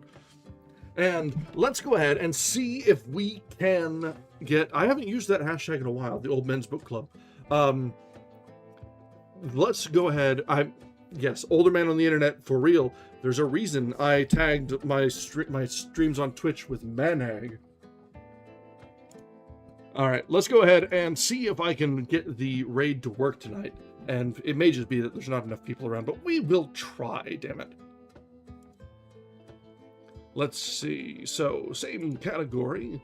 Let's see who's about. Anybody reading or are people just writing? I see writing. I see writing. Oh, here, somebody is reading. Oh, from The Witcher. That could be fun. Let's see if they will allow us to raid.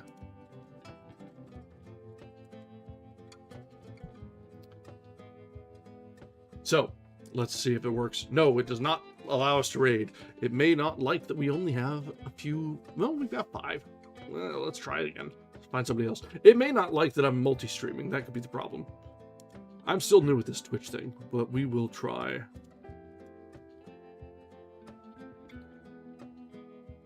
Yeah, a bunch of people have turned off raids or the like. Okay, so it's... Well, I know the size can be filtered. You can filter by only allowing people that are like affiliate or partner or X number of viewers, but they may just have blanket turned it off. But let's see. Somebody else is reading. Oh, somebody's getting ready to start. Oh, they're reading and writing. Yeah, they're getting brand new. Let's try this. Nope, not that one. Okay. All right, try again. We'll find one. I'd like to keep it in the same category. Let's see, who do we got? Who do we got? Who do we got? Somebody's doing an author interview. That could be fun. That's true. Hate raids are a thing. Let's try this guy. No, okay. Really, this is getting a little silly. I wish it would just filter out people that you are not eligible to raid. That'd be beautiful. Twitch, come on. Let's see. This guy is reading a peculiar isekai fic.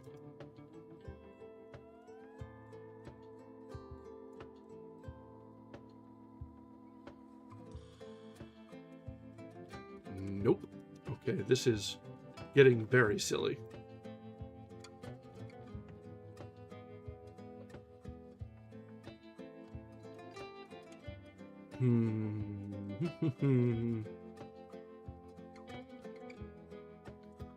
somebody else that's reading. We will try. They're very small like us. Nope. Okay.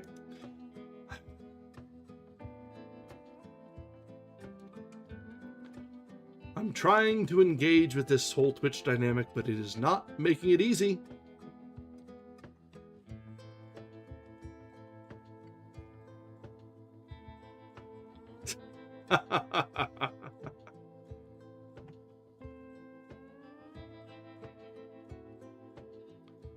Alright.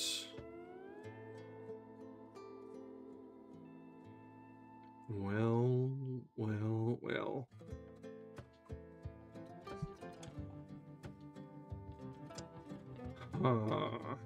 Let's just do similar or smaller size, I guess.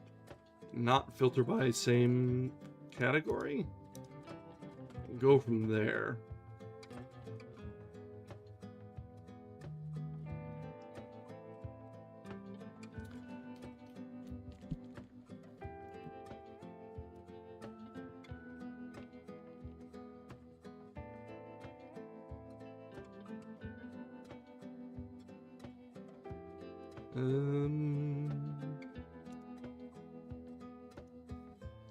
I'd rather not give up, but I mean, come on, this is getting a little silly.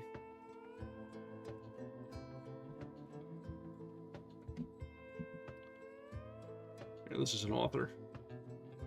Let's see if they'll allow us to jump in. Nope. Alright. We may just have to live and learn and work on things a day at a time, and eventually it'll let us do it. Maybe I'll need to find some people to follow and we'll do mutuals or something. I don't know. We'll find out. But for now, I don't think it's worth the effort. Let's go ahead and wrap up for tonight. I hope you have a wonderful evening, and we will be back tomorrow. Thank you very much, and have a great night. Bye now.